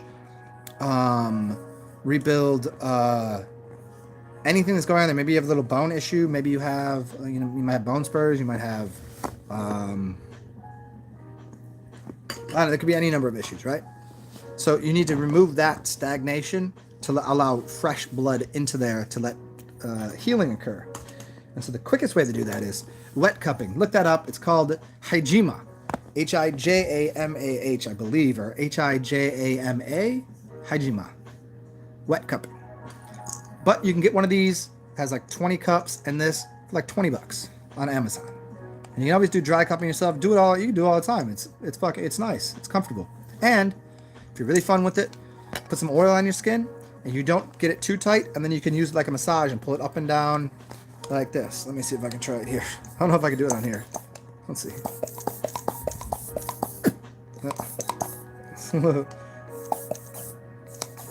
Okay. So then I would just pull it this way, and see it's maintaining its structure. It's maintaining its suction mainly.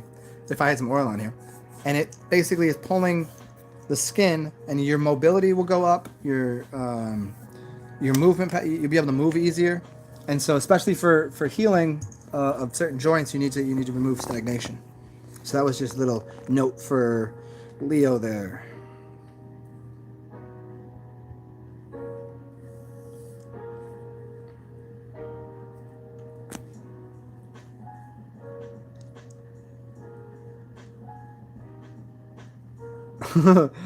Oh no, Jay Marley. No, I took him for real because we were talking the other day, and we're just going off on some dumb shit. I don't know. He said some dumb shit. I said some dumb shit. I don't fucking know. I just didn't get back to him. I didn't want to think I was ignoring him.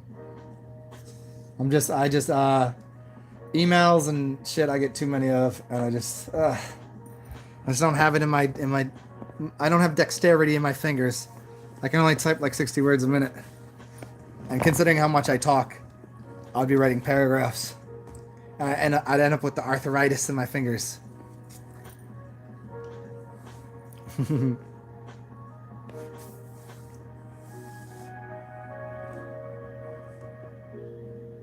Yeah, the extra reps have probably screwed up the like people that get let me think about this a little bit. There's some certain oils and things that you can take that will rebuild that too afterwards.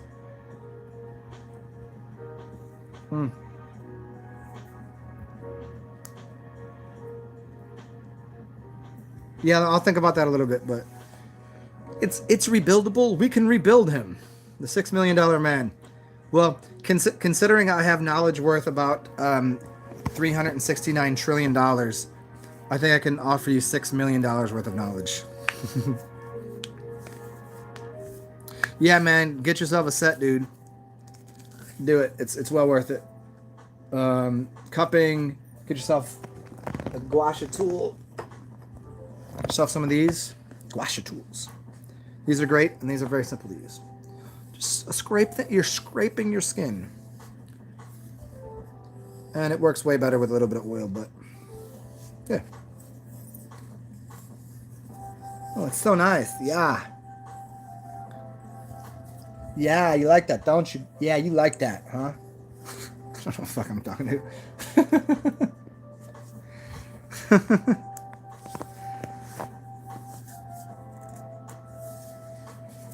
All right, so I'll give you guys, let's see, we're at 3:24. I'll give you guys to 3 hours and 33 minutes just to be fucking cute with it. And then I'm going to take a little break, take myself a shower, and probably get back on here after that, because I do also need a little bit of mental rest and jaw rest. Oh, Brill Lightyear. Here comes Brill through here. What's up, man? Man, why you gotta come right at the end of class? God damn it. Brill Lightyear in the building. What's up, man? You missed all the good stuff. Start at the beginning. You'll like it. It's fun. Yeah, I don't know. My jaw is. It's just. I'm out here massaging my jaw, man.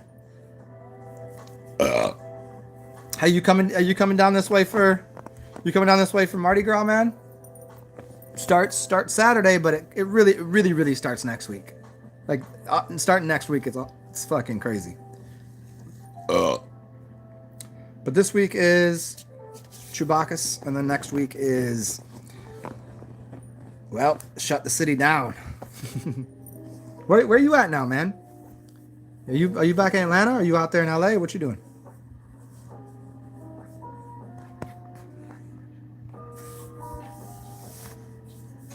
Atlanta.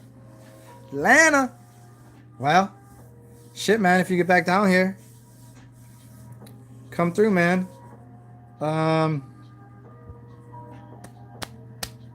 For sure. Obviously, Mikasa Sukasa, man. This is I don't remember if last time you came this was fully my place. Anyways. So feel free, man. Lots of fun things. Lots of party, lots of costumes, lots of interesting things, music, good vibes, all that shit, man.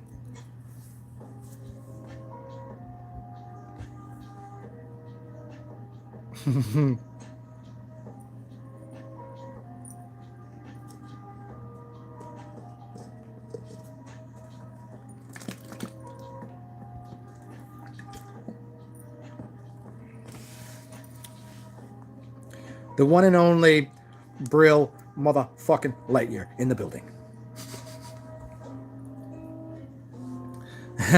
You said, I'm addicted to oats. Do you think it could be the horse in you? I don't know, man. Do you actually have that? Is that in one of your charts? Like, are you like you're the horse or some shit in Chinese astrology? Maybe, could be. I don't know about the oats thing, man. I dig oats now and then, but no, not my general.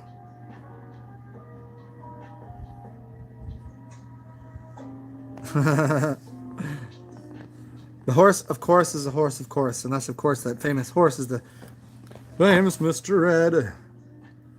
The download is don't let them play with your emotions. Yeah, that is exactly that's exactly the beginning of the video, man. That's what it is. You know, it's people say a lot of shit, man. People act a lot of ways, but beep boop boop boop boop.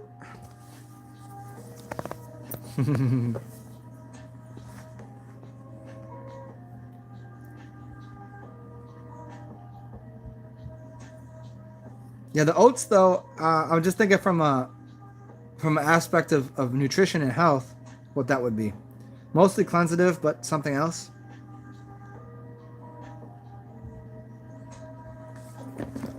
And then I don't know what the oats really are. I think there's a lot of, trying to think what that is. Cause do you eat anything else with the oats, man? Do you do like the cinnamon banana?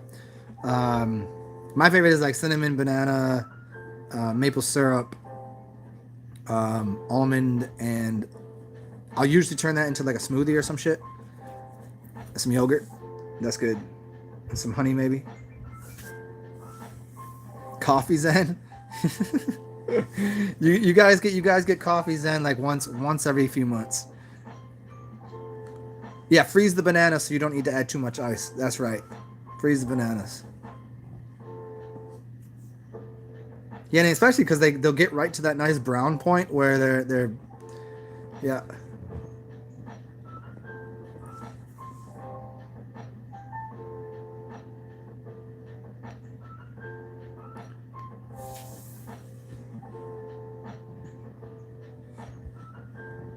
Granola oats. Yeah, that's actually what I've been craving recently. I just got like a huge bag of oats for the puppy, and I was like, because there was a spot I used to go to years ago, and that was like my breakfast. I would go in and order it was oats with chocolate. Well, I added chocolate. It was chocolate, maple syrup, cinnamon, a little bit of vanilla. Yeah, it was bananas. That was it. That was the yum yums.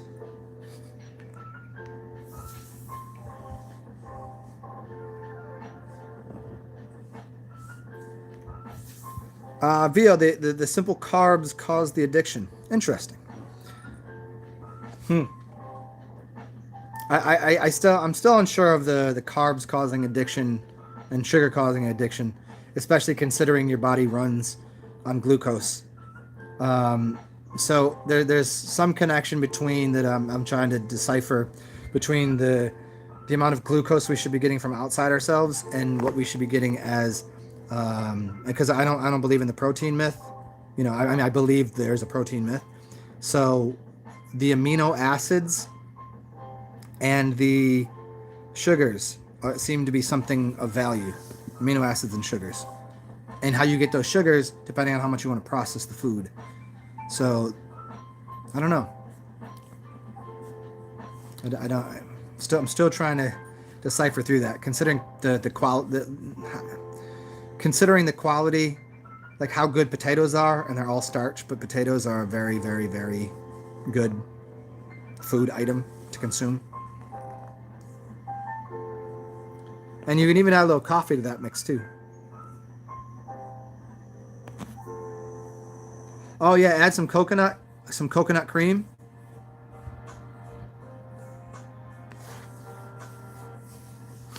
Jay Marley, raw goat's milk. I used to drink when I was in Indiana because you could get the raw milk, raw goat and raw cow. That was awesome. That's actually when I played a lot of basketball up in Indiana, and I put on a little bit of weight because I would play basketball, go to the gym, work out, and that was probably when I was the heaviest, and I was also the best in shape. A lot of raw milk. It's probably like 180 pounds. Where I'm like I'm probably walking around 160 something now, and I'm a little out of shape though. A little, a lot.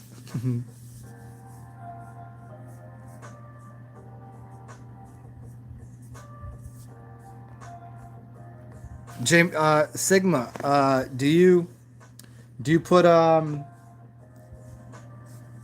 any She Legit in there? The first time I went climbing, I took some She Legit. Yo, I could have ran up the wall. It was crazy. She Legit was crazy. It was I took way too much. I didn't know how much you were supposed to take, and I'm pretty sure I took too much. Goat milk and some She Legit, man.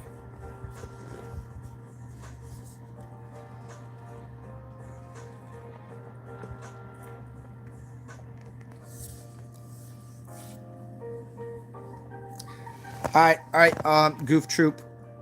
Yeah, She Legit is good.